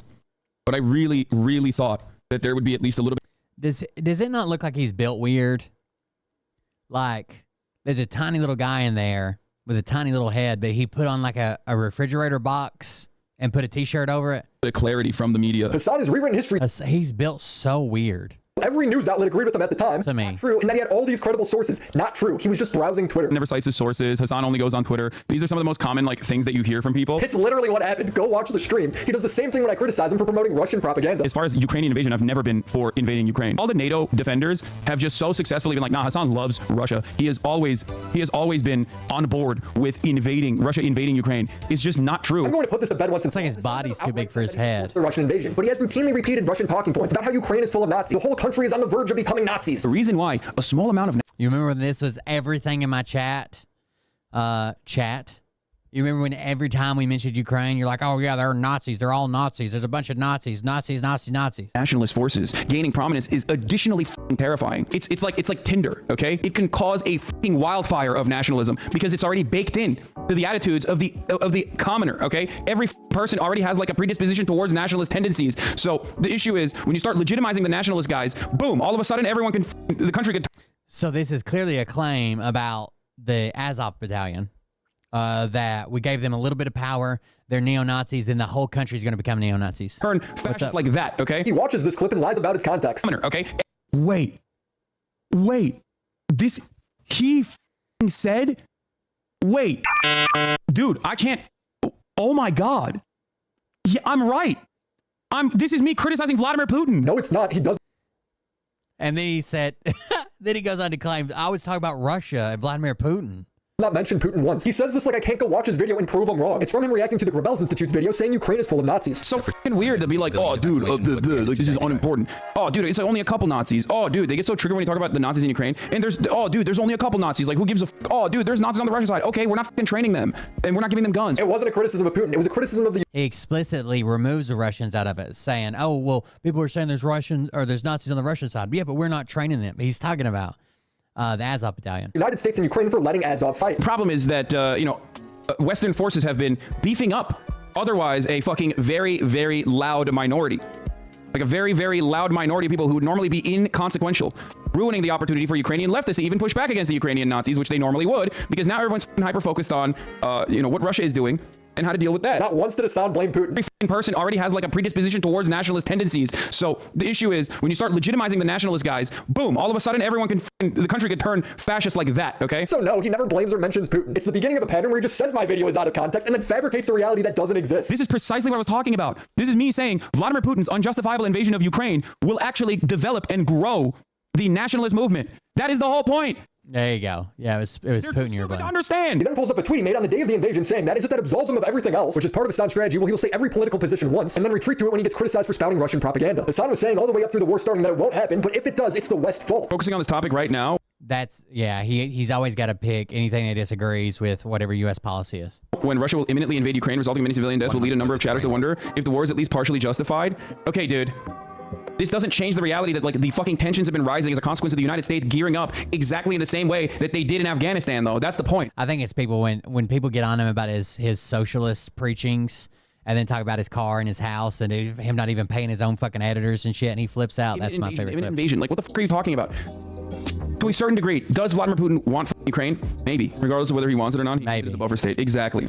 He needs it as a buffer state. When the war started, Hassan repeated that NATO was the aggressor, validating Russian propaganda. What the fuck are you saying 2 days ago? You said NATO. He kept saying Russia will not invade, Russia will not invade, Russia will not invade, Russia invades, and he says, God damn it, NATO. Imperialism against Mexico joining Russia, that is the same still. NATO is still an aggressive expansionist imperialist force. America saying that they're going to let Ukraine join, we have an open door policy, is bullshit because they were never actually going to allow Ukraine to join NATO, because if Russia invaded Ukraine as easily as it did just now, then it would be World War III. Russia invading Ukraine like this is to show the rest of the world why Ukraine can't join NATO. He was saying that giving Ukraine munitions was pointless because they already have guns and that we should give Russia a favorable deal. We have boots on the ground, and this guy's like, oh, we're going to give him guns. We'll give him more guns. Dude, they have guns, bro. They have guns. They just covered the hospital bombing. He claims that, so he said that BBC and all the news outlets had already called it as Israel doing it, and that's why he said it. They went back on the Wayback Machine. That was a lie. Then he says he was talking to open source intel and forensic analysts. That was a lie. He quotes 2 or 3 different Twitter accounts that he said he was that agreed with him. They wholeheartedly disagreed with him. Literally nothing you can do in this situation. Either you go to all-out war, which is impossible because Russia is a nuclear power, and that would mean nuclear holocaust, or you have to suck it the f up and get to the table with them and come to an agreement. It's conflict. Destiny makes good arguments, and he's not lying when he fucking does everything. He doesn't. He doesn't change whichever way his fucking audience is pressuring him to. Does not get resolved without talking to Russia, without having Ukraine and Russia at the table and having a fucking conversation and trying to put together an agreement that is going to be incredibly favorable to Russia. He spewed out propaganda so regularly that he had to put text on the top of the screen that said Putin is bad, just to remind people he wasn't pro-Russia. Now suddenly you can't criticize Hassan. He wrote it on the screen. He references this text as his defense to this day. There are some other points. No, Hassan supports Russia. No, he doesn't. He also raised $200K for Ukraine. Hitler, which by the way, Vladimir Putin is bad. Look at the sign. Actually, sorry, I forgot we elevated that to Vladimir Putin is very bad. The full context of this clip is Hassan addressing people. Got it. The Hitler appeasement strategy. If you've ever talked about any kind of like, oh, this is appeasement, Vladimir Putin's like Hitler, which by the way, Vladimir Putin is bad. Look at the sign. Actually, sorry, I forgot we elevated that to Vladimir Putin is very bad. From bad to very bad. Look at the sign. Then you have to go to war. Fast forward to today, and Hassan acts like he never owned these positions. Guys, I was just stating for a fact that Russia now does own Crimea. I call Crimea, I call it a part of Russian territory. And that's what I call Crimea. I call it Crimea River. Crimea is a part of Russian territory. It's just true. It is annexed. There you go. You got it. The context of this clip too. It's him justifying the Russian annexation. Like, I got fucking liberals schizo Atsuko, do you know about Zoids? It's Japanese. Posting on the fucking timeline about an inevitable invasion, okay? Like, just actual fucking land war in Ukraine. All of this stuff. And I was 100% right. And now, liberals who literally said, no, Russia is going to do this. Russia is going to do this. Russia is the bloodthirsty psychos at the fucking door. What happened, dude? He was so widely known for having these positions at the time that Dylan Burns, an actual... Yeah, it's like 3 or 4 different shows. There's Zoids Chaotic Century. Zoids, is it New Century and Chaotic Century? New Century Zero. Those are the 2 I watched as a kid. And then there's like some newer ones, but I fucking loved Zoids when I was a kid. It came on like while my sister was getting ready for school and I was waiting on her. Dude, it was fucking so awesome. I fucking loved that shit. I didn't realize it until just randomly something reminded me of it the other day. I had completely forgotten about it.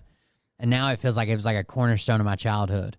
Underground journalist that was in Ukraine would show everyday Ukrainians these videos and they'd respond to it. Russia annexing its own territory that it's had. Its own yeah, they got toys and models and shit you put together. Its own people. It's not the same as NATO being like, we're going to turn your country into a base and put literal military bases. And his takes were so bad they were showing them to actual Ukrainians. See what their response was. What offensive thing? It's its own territory. Excuse me, what is Ukraine even? So this is the imperialist talk for supposedly anti-imperialist leftists who is like all about fighting colonialism and imperialism when only the West does it. He's obviously not anti-imperialist, right? Because he claims he is. Well, he claims a lot of things, but he claims he cares about Ukrainian lives too, which I don't think is true. Like that you say that they should secede territory to a fascist invasion. It's not even secession of territory. It's like prior agreements that neither party has held on to. The real Ukrainian... Ukraine didn't keep their agreement, so we're taking Crimea back. Prior agreements. Before Minsk, that's referring to agreements where it obviously benefited Russia more. As the agreements that we should stick to, rather than the agreements that we had decades before that was fair on all accounts. Hassan's response to this video was to lie, claim that it's out of context, say that it never happened. Those of you said, chat, has he responded to Dylan Burns' post, by the way, before getting clapped? If you think that I would entertain such a psychotic thing ever in my life, I don't know what to tell you. How is having actual Ukrainians engage with your arguments psychopathic? It's objectively good for the online conversation. He says that it's bad because they disagree with him. There is nothing more perverted and psychopathic than literally putting Ukrainian people in Ukraine that are being bombed, okay, by an invading force that is unjustifiably occupying. They brought back some of the Zoids, like little die-cast things. They brought back someone back a while back. I remember seeing a post on Reddit. They were like, man, they were so fucking expensive. They're like $3,000 what they fucking started at. Their country, making Ukrainians sit down and watch my clips out of fucking context in a way that you have framed it to have them go, oh wow, how fucked up this guy. Sound familiar? I repeat, the only person taking a sound out of context is Hassan when he's defending himself. He does the same thing with his inbred comment. Go to the old city so I can get my fucking shit pushed in by some of the most inbred fundamentalist hicks. No, it's not illegal. It's not. It's just talking about Jews. Would it be wrong? Would this guy think that it was wrong? Wait, no, I'm talking about the ultra-Orthodox settlers. What the who would disagree with that? What do you mean? Like, he says, talking about Jews. Nice, dude. If you go back to his... You were talking about visiting Israel when you said that. Stream on June 6th, Hassan is talking to Israeli chatter about visiting Israel. Yeah, where is that chatter? He was like, come to Israel. It's so beautiful here. You will see the conflict from my eyes. Yeah. I should go to the old city so I can get my fucking shit pushed in by some of the most inbred fundamentalist hicks. When he says the old city, I assume he means Jerusalem. Many Jews live there legally. I don't know. He never clarifies. Hassan does not clarify once that he meant only settlers. And then he calls Israel Nazi Germany and says if he goes there, he'll be executed. Brother, I am not going to Nazi Germany, okay? I hope you understand this. And I mean this with all sincerity and with all disrespect. Brother, I'm not going to... They said go to Israel, and he said, I'm not going to Nazi Germany. That would kill me there. Israel, so you can fucking execute me, okay? We're having a conversation about Israel in general. Am I supposed to read your mind that you meant settlers? Because you didn't say it. He's making up context that didn't exist in the conversation. I went on to point out Hassan's hypocrisy when defending China's invasion of Tibet for their inferior culture. China with the express effort with the Tibet, Taiwan. Tibet was literally a feudal slave mandate autonomous zone. China did them a favor. That was one. I mean, in America, when I say something like this, people get very upset. You know, we talk about the Dalai Lama saying "suck my tongue" or whatever, but like that's not far from the norm in normal Tibetan existence before the Communist Party came in. The same thing has been said about Palestine. It says China's imperialism is good because they focus on taking over the Formerly enslaved Tibetan people working alongside the Maoist militias to liberate their own fucking non-autonomous region that has historically been on and off a part of the Chinese empire is not saying that the Tibetan culture is inferior. What the f are you talking about? You're saying since they use feudalism, that justifies China taking over the land, killing 82,000 people. That's literally what you said. Occupation. 1 out of every 6 Tibetans. China then settled the land en masse, separating 1 million children from their parents, put them into Chinese state-run boarding schools in an attempt to quelch the culture. It's similar to Asmin justifying Israel's attacks on Gaza, saying that the religious fundamentalists that execute gay people. I'm not supporting a group of people that would, kill a gay person or a trans person for existing. I'm not going to support that group of people in any context. These people would be the ones doing the genociding if they had the power. Like saying they're inferior, saying they're evil to justify the death and destruction that befalls them is so horrifying. Hassan never engages with the argument. He just downplays it like, oh yeah, China, yeah, they're not great. The current Chinese rule.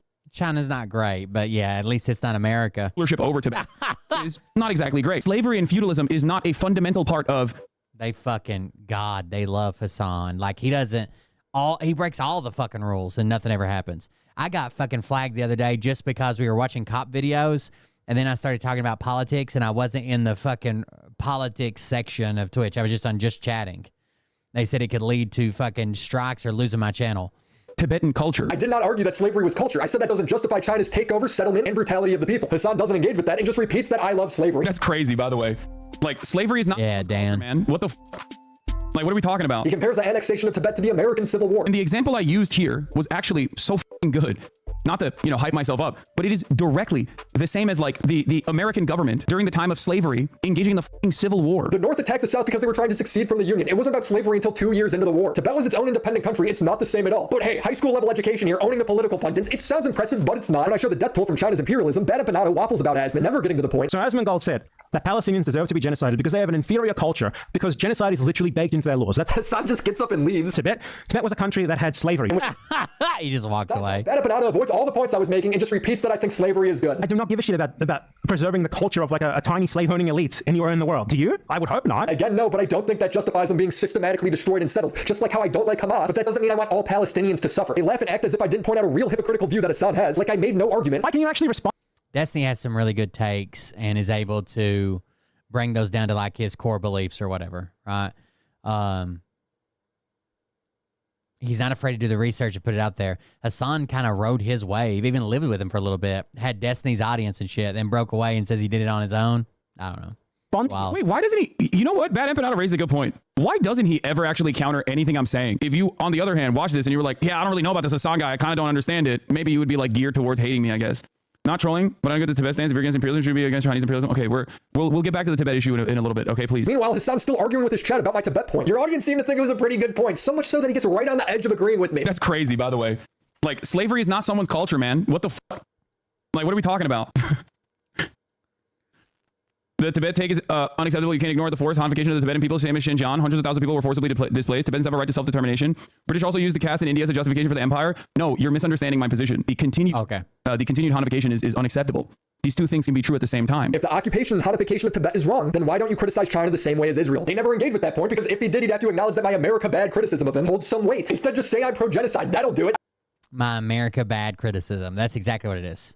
I don't understand how you could be pro-Palestine and then support Russia and China. Israel's neighbors with Gaza. Does that make what they're doing okay? No, of course not. Do you think it's okay? Have you ever made a video denouncing it? It seems like it's always America bad. That's his take. Instead of actually denouncing it, you just attack people who are against it. I wonder why that is. I wonder why you are so extremely laser focused on that. It's almost like you support the genocide and you're too fucking cowardly to say so. It's true. Israel was about to stop the war and then they watched my YouTube videos. Hassan's nodding. Hassan repeated a very similar sentiment when Muda called him out. You can't criticize Hassan because he criticizes Israel. I will never forget these monstrous pieces of for looking at a situation like the one happening, the one unfolding in Gaza, and choosing to never say anything about it, only to then make these drama videos to call. I thought you just resubscribed for 34 months, just like a couple days ago. That's wild. Out the people. Thank you for the resubscription. The Israeli government. It is disgusting. What, you're allowed to lie, slander people, and make up your own misinformation just because you criticize Israel? Who's buying this? There are tons of creators who talk about Palestine that I don't criticize. You were the only one who was this bad at covering the news. If Hassan was pro-Israel, I guarantee I could make the exact same videos.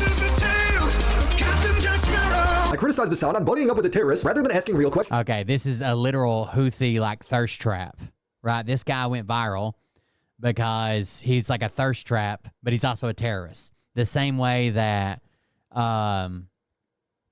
like they always have those felons photos when they're like, oh, this hot felon or whatever, and people are like, oh, he could batter me or whatever. They're just like One Piece. We think the Houthis, Ansar Allah, is doing what Luffy would do. You should tell him that. One of his viewers would point this out, and Hassan would tell him to shut up. Maybe explain why you're trying to get this type of humanizing information. Okay, shut up, chatter. Come on, it's not like that's crazy. What does he have to say to dumb? Oh yeah. Why am I humanizing?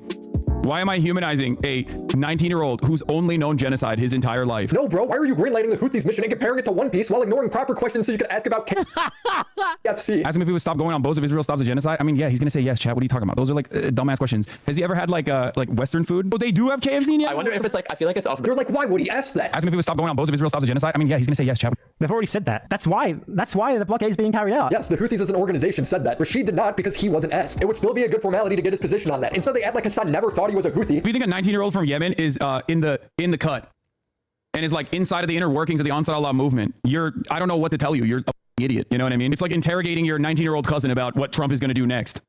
I want to go through this one more time because I now before the interview, Hassan thought Rashid was a Houthi. Bro, are we about to have a Houthi rebel on stream? Yes, brother. What do you mean? Excuse me. Of course I'm about to have a... Or they try to say like, well, there's been 2 slates of electors before. Yeah, because the state legislature authorized them due to a recount, not because Trump tried to get them to hide in the basement of their Capitol building so they could sneak in and be the electors. I'm a journalist, okay? This is journalism. During the interview, Hassan asked if he was a Houthi, but Rashid gave him an indirect answer. In fact, Rashid gave the same indirect answer so many times, Hassan speculated that he was media trained. I don't know if he is allowed to speak on this. I don't know if he's like actually a part of the groups at all, or just like simply a TikToker. You know what I mean? I don't know how to ask that in the best way possible, though. Yeah, I feel like we can ask it pretty directly. His answer is he's a Yemeni who stands with Palestine. Okay, that's interesting. I mean, I don't know. I feel like he's very media trained, surprisingly, but okay. And after the interview was over, Hassan still thought he interviewed a terrorist, defending himself by saying CNN interviews terrorists all the time. Even if you don't agree with him, there's genuine value in understanding what his worldview is, where he's coming from. But now he's rewriting it. The guy was never a terrorist. He's just a guy from Yemen. Why he's doing the shit that he's doing. If you don't want to understand that, you're just intellectually an incurious person, okay?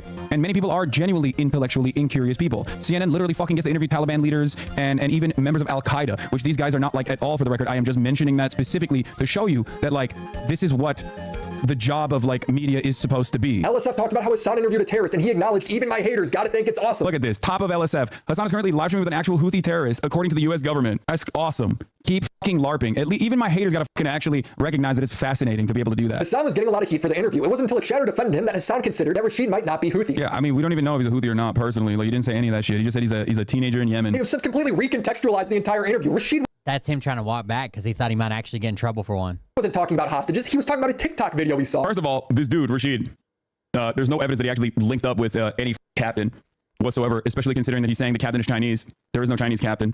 What we found out was that there's an older video that he probably saw that he was talking about where I don't even know if it's from Yemen or not, where they're like, you know, a bunch of captains, I think a Bulgarian captain's like chewing cot or something. I think this was the OG video. Yeah, it was this video. Yeah. It's from literally March 27th, 2022. Before the ship was ever captured. Why would Rashid be talking about this video? It was translated that poorly. Was this guy just riffing? But even if it was interpreted and translated as if he was talking about the hostages, and Hassan was pogging out. Does he know what has happened to any of the crews? Like, I heard they tried cat. Having a good time? Are they okay? He's saying they've all tried cat, including the captain of the ship that he went on. He's saying that the vibes are immaculate. He just said he went on one of the ships. The vibes are immaculate. In a way. He's saying that they win over the crews on these ships, and they like win them over with their charm, and they make them hate America and the U.S. government. That's so funny. The crux of the criticism isn't Rashid being a terrorist. It's Hassan glazing. What a fucking piece of shit, dude. He's benefited from everything here, and he just gets a fucking hate boner for anything about the U.S. What he thought was a terrorist. Hassan. Like, I can understand being critical. Like, we fucked up. We still fuck up. We do stuff wrong. We can argue about it. We can do whatever. But to just be like, to side everything like USA bad, America bad, everything else good, and then sit and fucking giggle about it while you're sitting in your mansion driving your supercars on Twitch. knows it wasn't a good interview. That's why he's retconned it to, oh, if I thought he was a Houthi, I would have conducted myself differently. How was the Yemeni kid not connected to the Houthis, and doesn't even matter if he was?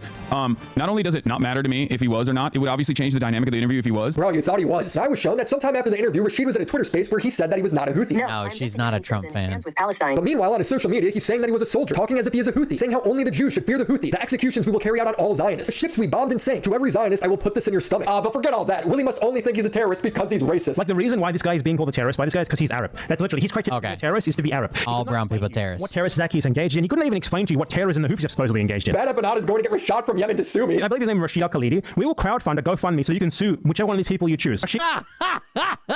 We will crowdfund so you can sue him. My friend from Yemen, you have a chance at a huge payout here, and we will gladly crowdfund you. Pick like the most egregious of them, calling you a terrorist, and let's get them in court trying to justify that label. Okay, but when I win, I get to keep the knife that Hassan thinks is so cool. All they did was basically, walk around with like blades in their belts and look cool. I mean, I want to ask him about the knife. The knives are sick. He says if one of those knives comes out in front of you, it's not going back until it has blood on it. Oh shit. Okay, my bad. Well, I mean, I think it's cool though. The reality is, these guys don't have a problem with the Houthi indiscriminately firing at ships, many of which don't have to do with Israel. Quote, over the last dozen or so attacks, there has been no Israeli affiliation at all. Hassan and Banada justify it because they fully support what they're doing. Missiles at commercial ships that have nothing to do with their settlement, no connection to Israel. Do you know that? This is the last segment we're going to watch. You guys can watch the rest of it. And Australia. I shouldn't have watched so much, honestly. Out the ass, weapons, trade, everything they could ever want. They get it. Diplomatic support, they get it. So just saying the ship has no connection with Israel specifically is an obvious lie, because by proxy, by that, every fucking ship there has a connection to Israel. The Houthis said they would only attack Israeli-linked ships. How many degrees of separation need to happen before you stop justifying civilians being targeted? They don't do that, but you guys still blindly defend them. You're like their PR team. When they start attacking other commercial vessels indiscriminately, that becomes terrorism. They can't believe I have this stance. One thing I didn't expect was Hassan to die on the hill that he is Anne Frank, and that Anne Frank should have joined the Houthis. I remember Anne Frank being part of a militia group that boarded commercial vessels and took So if Anne Frank was a part of the Warsaw Ghetto Uprising, do you think that it would be invalid? If I had the capacity to talk to someone who participated in the Warsaw Ghetto Uprising, do you feel like that would be inappropriate? The Warsaw Ghetto Uprising fought the Nazis. This is like saying Anne Frank should have raided Chinese vessels going to Portugal. It makes no sense. Taking Filipino crews hostage, I would not support this. No, the only difference here is that you think brown man bad, brown man terrorist. No, this guy is just, he doesn't know anything. He doesn't understand anything. It is shocking. There you go. There's the rest of the video. If you want to say, I shouldn't have watched that much of his video, you guys should go watch it over on Willie Mack's channel. Make sure you subscribe and follow him. So the machine went back today at noon. Well, actually, it's still sitting there where I parked it, but we had to turn it in today by noon in case they come and got it. But I did get a lot of stuff fucking uncovered. Got some work done. We're headed up to the holidays. We're probably not going to do any more. It'll all be by hand now, right? Until after the holidays. So we need a skid steer. We could really use a dozer if the road was open more, but there's just, the road's not wide enough. But we probably won't get that till after the holidays because everybody's got stuff going on and coming up and doing shit. There's one more article I wanted to read. I think this came back out back in October. So I think I wonder what it would look like if you plotted the IQ of the average True Social user. It says True Social users are losing ridiculous sums of money to scams. Read the complaints submitted by the FTC by user Donald Trump's social media platform. Donald Trump launched True Social in 2022 as a social media platform where the MAGA faithful could hang out without any liberals to spoil the fun. Their biggest selling point, it was the only place where Trump was personally posting his unhinged screeds after getting banned from Twitter of the whole coup attempt. But new documents obtained by Gizmodo reveal that the site has also been flooded with scammers who are swindling users out of enormous sums of money. We're talking about people who have lost hundreds of thousands of dollars in a relatively short period of time. Gizmodo submitted a Freedom of Information Act request to the FTC for consumer complaints about Truth Social filed in the past 2 years. The complaints to the federal agency include some stories from people who have been banned from the site unjustly, they claim, and others who say they got signed up for a mailing list that they never wanted to be on in the first place. But the complaints about scams are the most shocking, if only because there is such large sums of money involved. And we're publishing a sample of the full unedited complaints below. One person who says they lost $170,000 explained they were initially scammed on a different site, but met someone on Truth Social who claimed they could help get their money back. That turned out to be a scam as well. But more often, the victims are first contacted on Truth Social before being told to take the conversation elsewhere, like WhatsApp.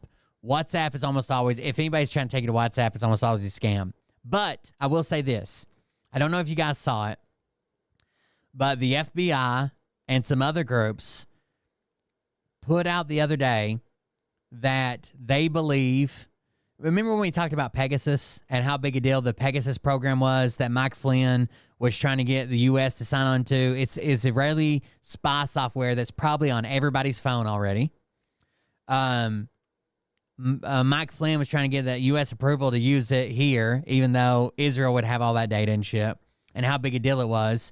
Like, everybody's phone's probably already fucking tapped. It's incredibly hard to know if they're... Well, the FBI released some shit the other day saying you should be using secure messaging apps. So, you know the people that swapped over to like Signal and Telegram years ago?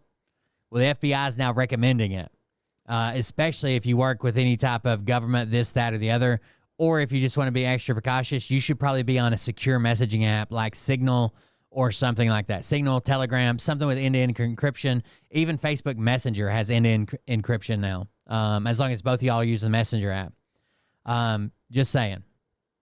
Anyways, back to this. That turned out to be a scam as well, but more often, the victims are first contacted on Truth Social before being told to take the conversation elsewhere, like WhatsApp. WhatsApp does have some encryption. All these scams, I'm always on Facebook looking at One Wheel stuff, a Marketplace. Basically, you guys remember Joe Dirt, how he was with Auto Trader? That's me in Facebook Marketplace. Let's see. I'll see if I can show you a scam. Hold on. So One Wheels are basically $600-$700, the lowest one you're going to find, all the way up to thousands of dollars. So, like, here's one listed in Charlotte for $300. Let's see. They didn't write out the actual text there. You have to message them for that one. Here's one for $350 in Danville, Virginia. They didn't write any text there either. Hold on. Let me find one with text. Grundy, Virginia? Okay. Text me at 414-460-2546. Working good and used like new. For more information, shoot me a text with the screenshots of this post to this number. That's a WhatsApp number. There's even more insidious ones that say, like, I bought this for my son. He left a hole in the world. I've reported a bunch of them, so we might not see as many, but let me see if I can find one. There's usually some good ones here. That's a rental there. I'm offering this item at a reduced price to someone genuinely in need as a way to honor my late son's memory. His passing left a void, and finding a new home for this item will bring solace. Please text me your reasons for wanting it through my cell phone. I'll respond quickly. 904 blank blank blank 904 608 1298. These are all WhatsApp scams. I don't know how they're scamming you. I don't know if they're asking you to pay or whatever. A lot of times it'll say, hurry, first come, first serve. They want you to text them quick. But these are all scams. And anytime they're trying to move it to WhatsApp, it's usually a scam. Just so you know.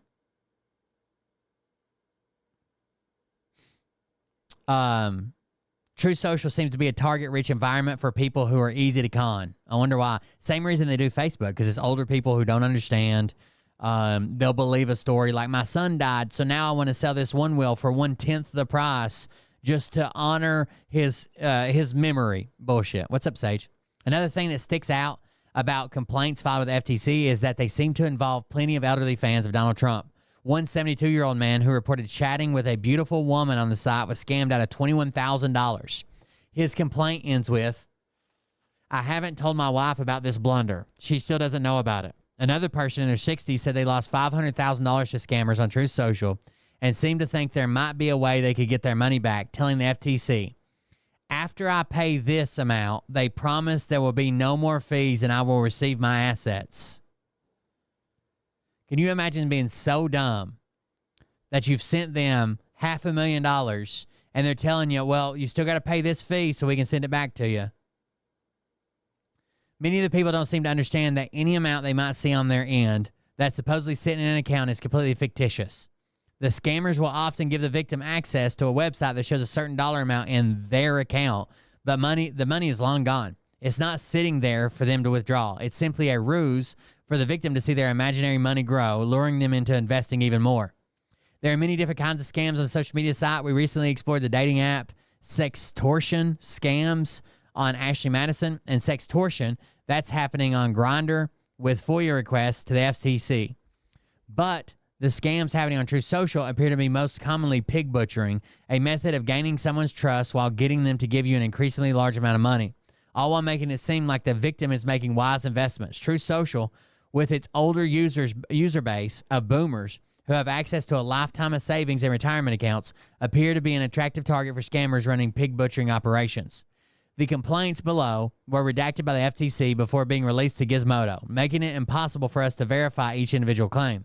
But we believe the patterns that emerge give some degrees of confidence that these are real scams, and publishing these stories has the potential to help other people identify when to be skeptical and when they've met someone online, after they've met someone online, no matter the social media platform. To be clear, this doesn't just happen on Truth Social. Pig butchering is a scam that's happening across the internet, from Facebook to Instagram, and it's possible for every even intelligent people to be swindled.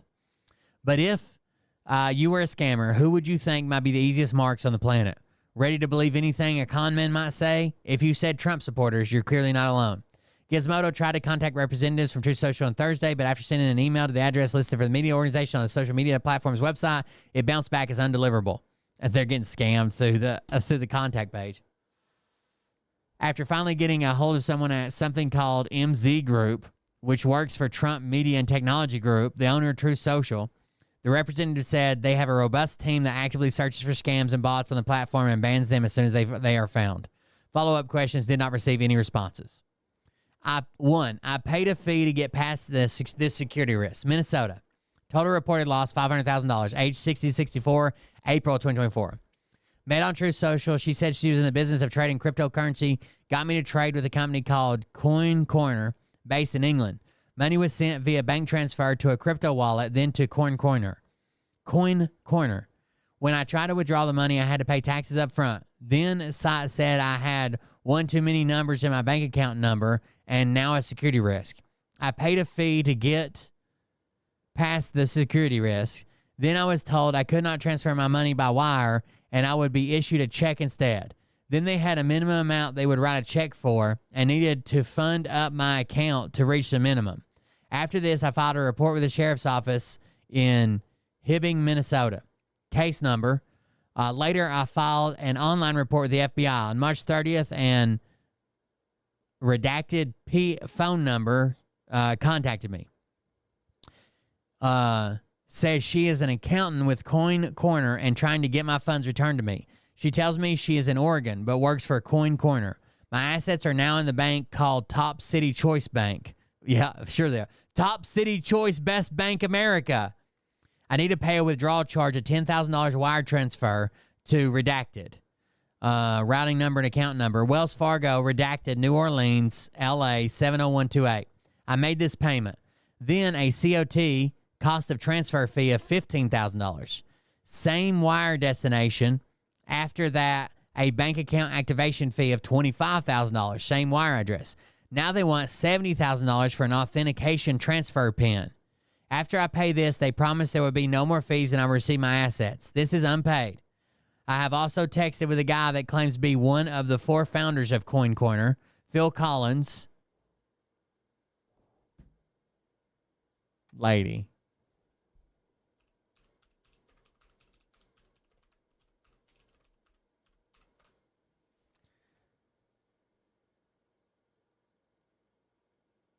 You think that Phil Collins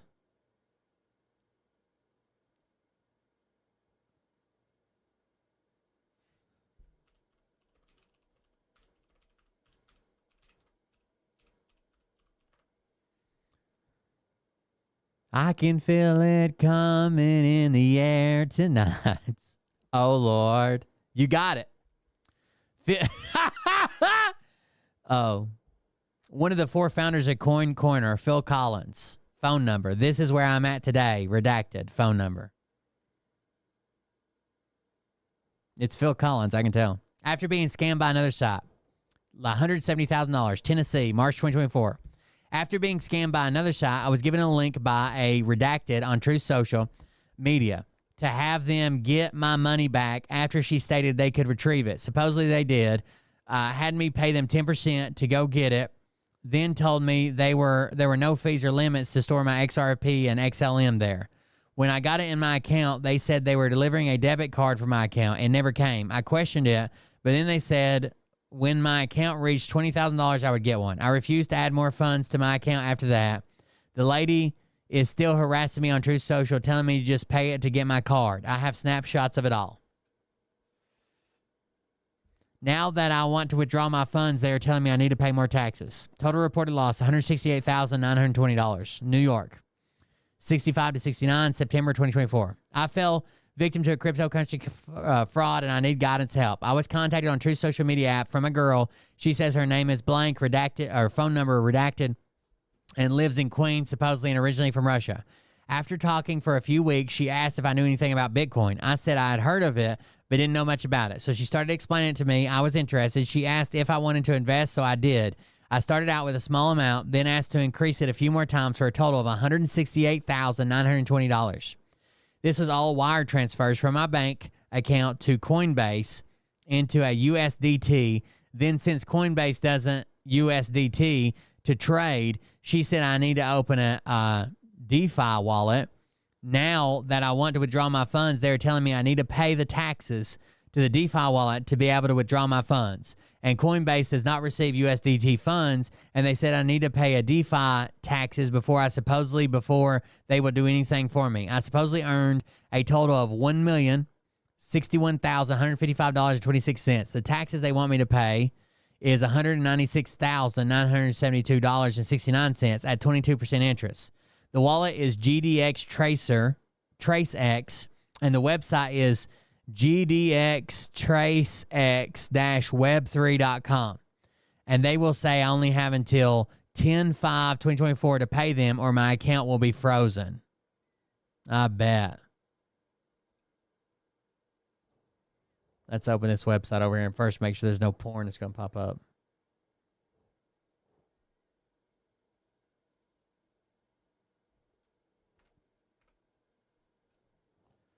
It doesn't even load.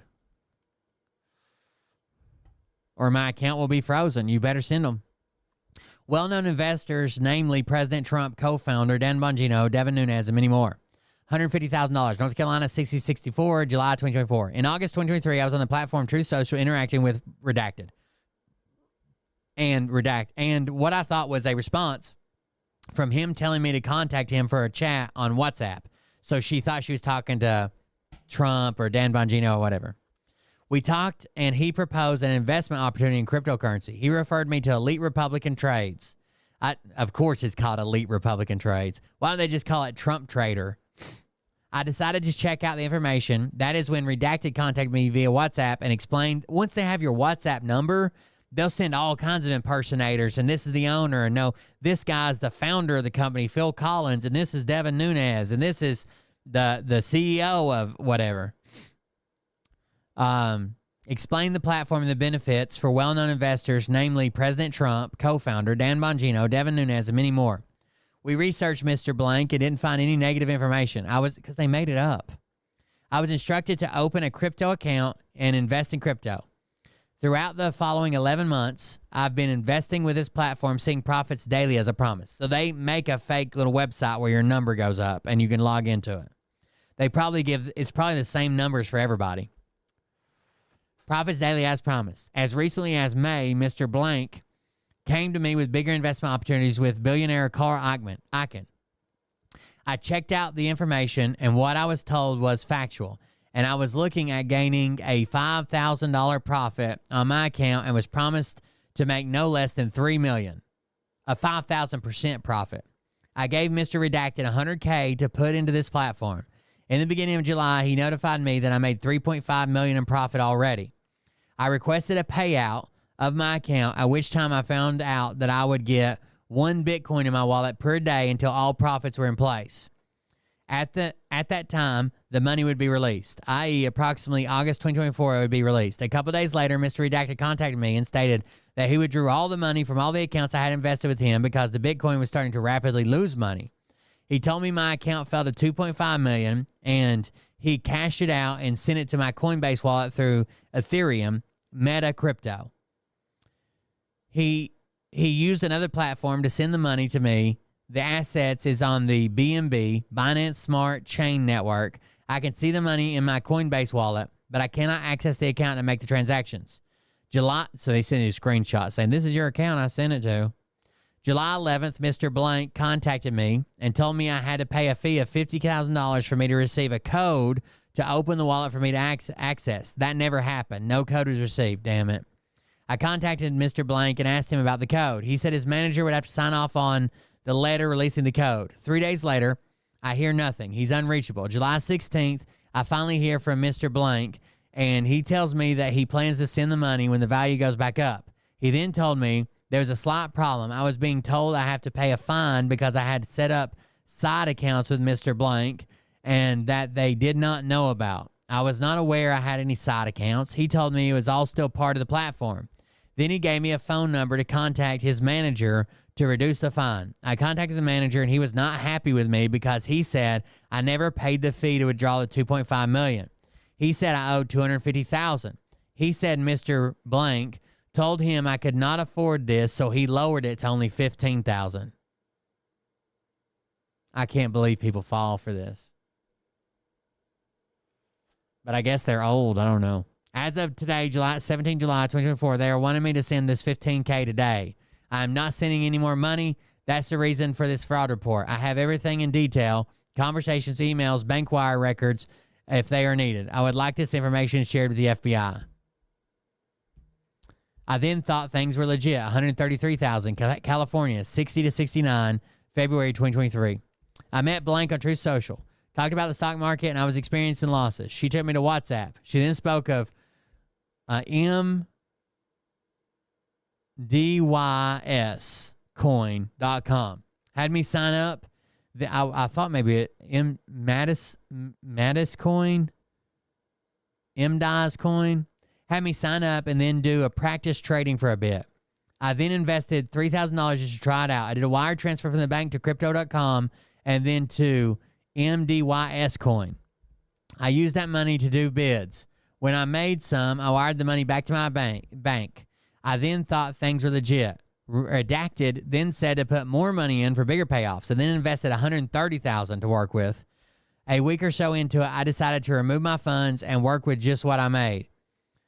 MDYS coin said my account was frozen, that I had joined a $500,000 VIP club. I told them I did not join this and to take me off that. They said it was a done deal, and if I didn't come up with the rest of the funds, they would freeze my account. I told Redacted this, and she said she wired $150,000 to my account to help, but I need to come up with the rest to unlock the freeze. I didn't have the rest of the funds. So now my account is frozen, and I take it all money's lost because they won't wire money back to my bank. I've tried. I want to file a police report. They sent me to the DA's office, which I filed a report. Basically, they said, sorry for your loss. They looked into the web page and found it to be a scam site. I do have the crypto.com wallet address to where it went, but I think now I seek help in what to do at this point.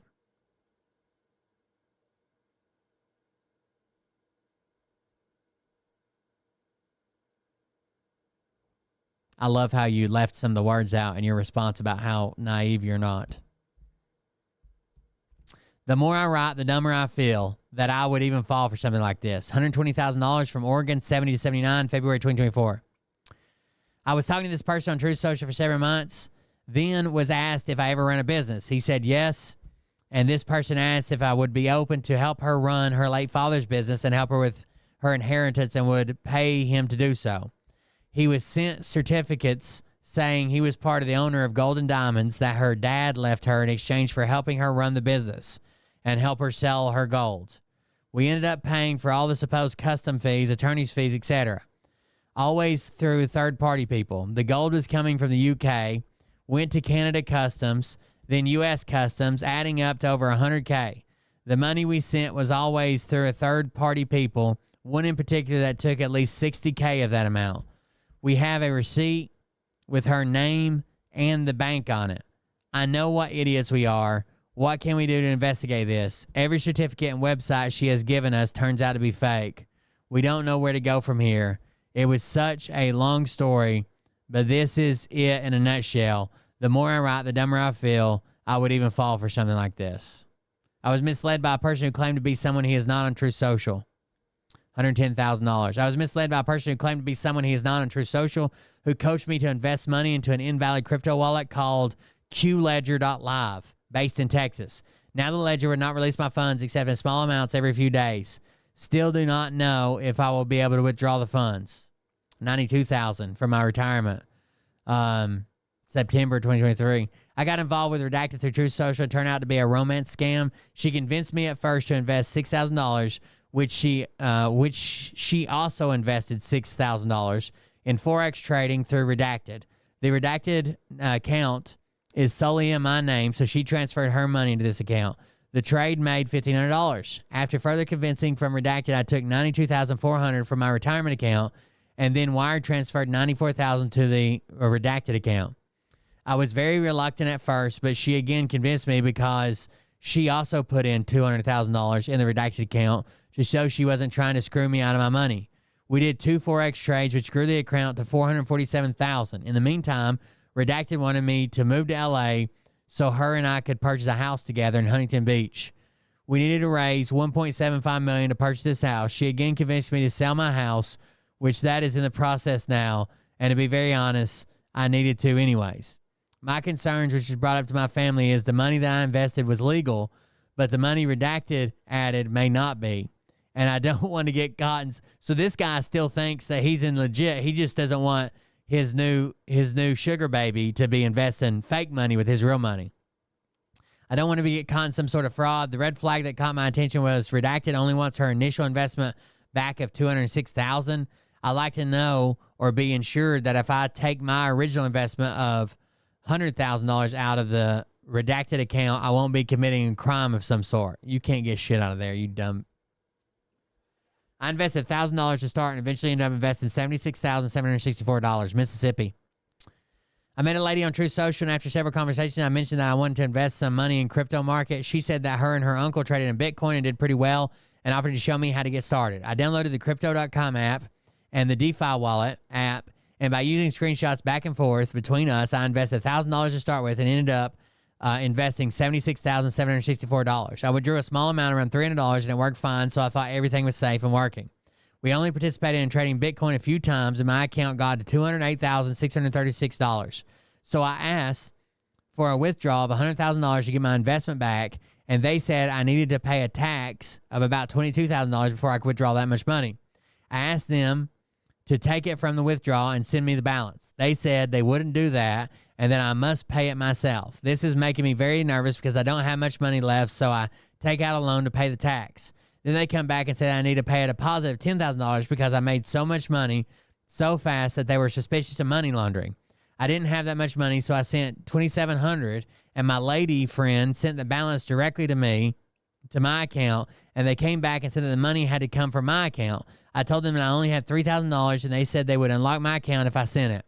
And they said they would take up to 10 working days to process. I waited the 10 days and sent them a message. All communications with them is online, asking about the withdrawal, and they said they wouldn't release my money unless I paid $6,000, and I asked to speak to their supervisor or legal department and told them I was done sending money. You got it. You beat them now. You got it. Targeted by a pig butchering scam, 73.5. Redacted was targeted by a pig butchering scam in May of 2024. Redacted started chatting with an investment scammer on the True Social site. They subsequently spoke via WhatsApp. The scammer goes by the name Redacted. Supposed date of birth, Redacted. She claims to be from Hong Kong. She claims to be residing in San Francisco now, though the address she provided is in Rancho Palo Verde in Southern California. She said they could make money by investing. Redacted first invested $10,000. They kept trying to get me to invest more, $51,000, January 2024. I was contacted by a person claiming to be Redacted after I made a comment to oppose truth. This is where, like, when people put comments at Phil's video, and it's like, this is Phil. Thank you for being a great patriot. I have exciting, they're bots. So anytime you comment on Trump, Trump.bot will show up and say, thank you for being a real patriot. I have this exciting opportunity if you text me on WhatsApp. Who in turn gave me another number to an account manager. I made 2 $500 transfers in August. My account was showing great returns, and I become interested in investing more of my retirement. I made another Transferred $50,000 in December. My account was showing great returns. Then it stopped. When I contacted them about my account, I was notified that I would need to pay $1,000 a week to keep an account manager who would invest my money. I was making over that each week and told them to deduct it from my account. They told me it didn't work that way, and in order to continue, I would need to upgrade to a higher level, to a high level by investing more money. I finally got in touch with the real blank who told me he was not involved with the investment firm and that it was possibly a scam. They keep trying to get me to invest more money on a weekly basis. I have noticed that the first website is gone, but the second link is for the site now. I told them my wife is dying and that I will be getting an insurance settlement so I can upgrade my investment just to keep them hanging.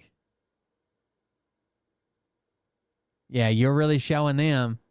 They're in fucking who gives a fuckistan, counting your goddamn money. What do you... Oh, I'm keeping on the hook by telling my wife's dying. Fucking retard. All right, guys, I'm out. I got to take Mariah her phone. I got it fixed. New antenna wire. So thank you guys for joining us. Thanks for hanging out with me. Hopefully I'll be back on a better schedule now that I'm not running the Mini X till dark every day and then fucking putting up lights and running it for a few more hours. I ran it till like 9 o'clock last night and then got up at 6 a.m. this morning and fired it back up because it's the last couple of days. And I had started clearing the road, but I didn't get it finished. So I was fucked. Anyways, please consider supporting the show, especially while we're recovering from the hurricane. Neither one of us have jobs and shit right now, so I greatly appreciate that. If you can, you can do that at coldbeer.fund. If you can't, tune back in. We're trying to get back on track. Christmas coming up, the holidays and stuff. So thank you guys for joining us. Thanks for being here. I'll holler at y'all later. Have a good night. Love you. See you. Bye.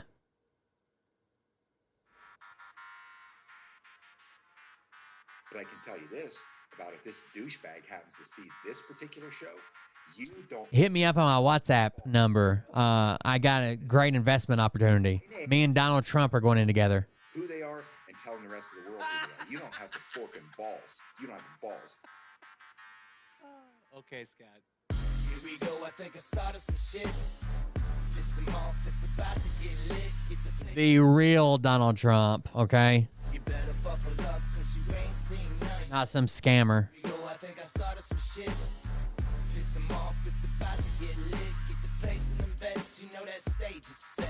You better buckle up because you ain't seen nothing yet. And they say that I'm a lunatic. Well, listen. There's a new movie, In a sixth sense for the stupid shit. Christmas movie out called Red One. Red One, like a code name, like Bluebird, Red One. And it says, after Santa Claus, the code name Red One is kidnapped, the North Pole's head of security, played by Dwayne The Rock Johnson, must team up with the world's most infamous bounty hunter, Chris Evans, in a globe-trotting, action-packed mission to save Christmas. I just figured out what I'm doing for the rest of the night. Climbing up 5G towers cause you told him if he did, he'd get fucking superpowers. Here we go, I think I started some shit. Send me some money, chat, okay? I don't want to have to start scamming people on True Social.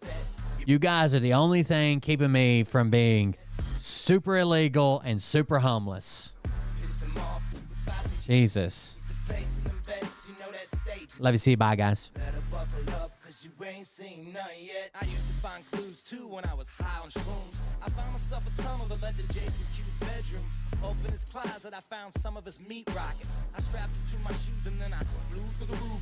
I found myself in orbit strapped to an F. Actually, before I go, you assholes need to get over on Discord and hang out with us during the day. There's hardly any traffic over there. We don't do... you can still hang out on Telegram if you want, but I'm in Discord 4 or 5 times a day checking and responding to people and shit. Come hang out on our Discord. It's pretty fun. There's voice chats. Different rooms from everything from talking about Phil and Derek to talking about recipes. So come join us on Discord. Good night, guys.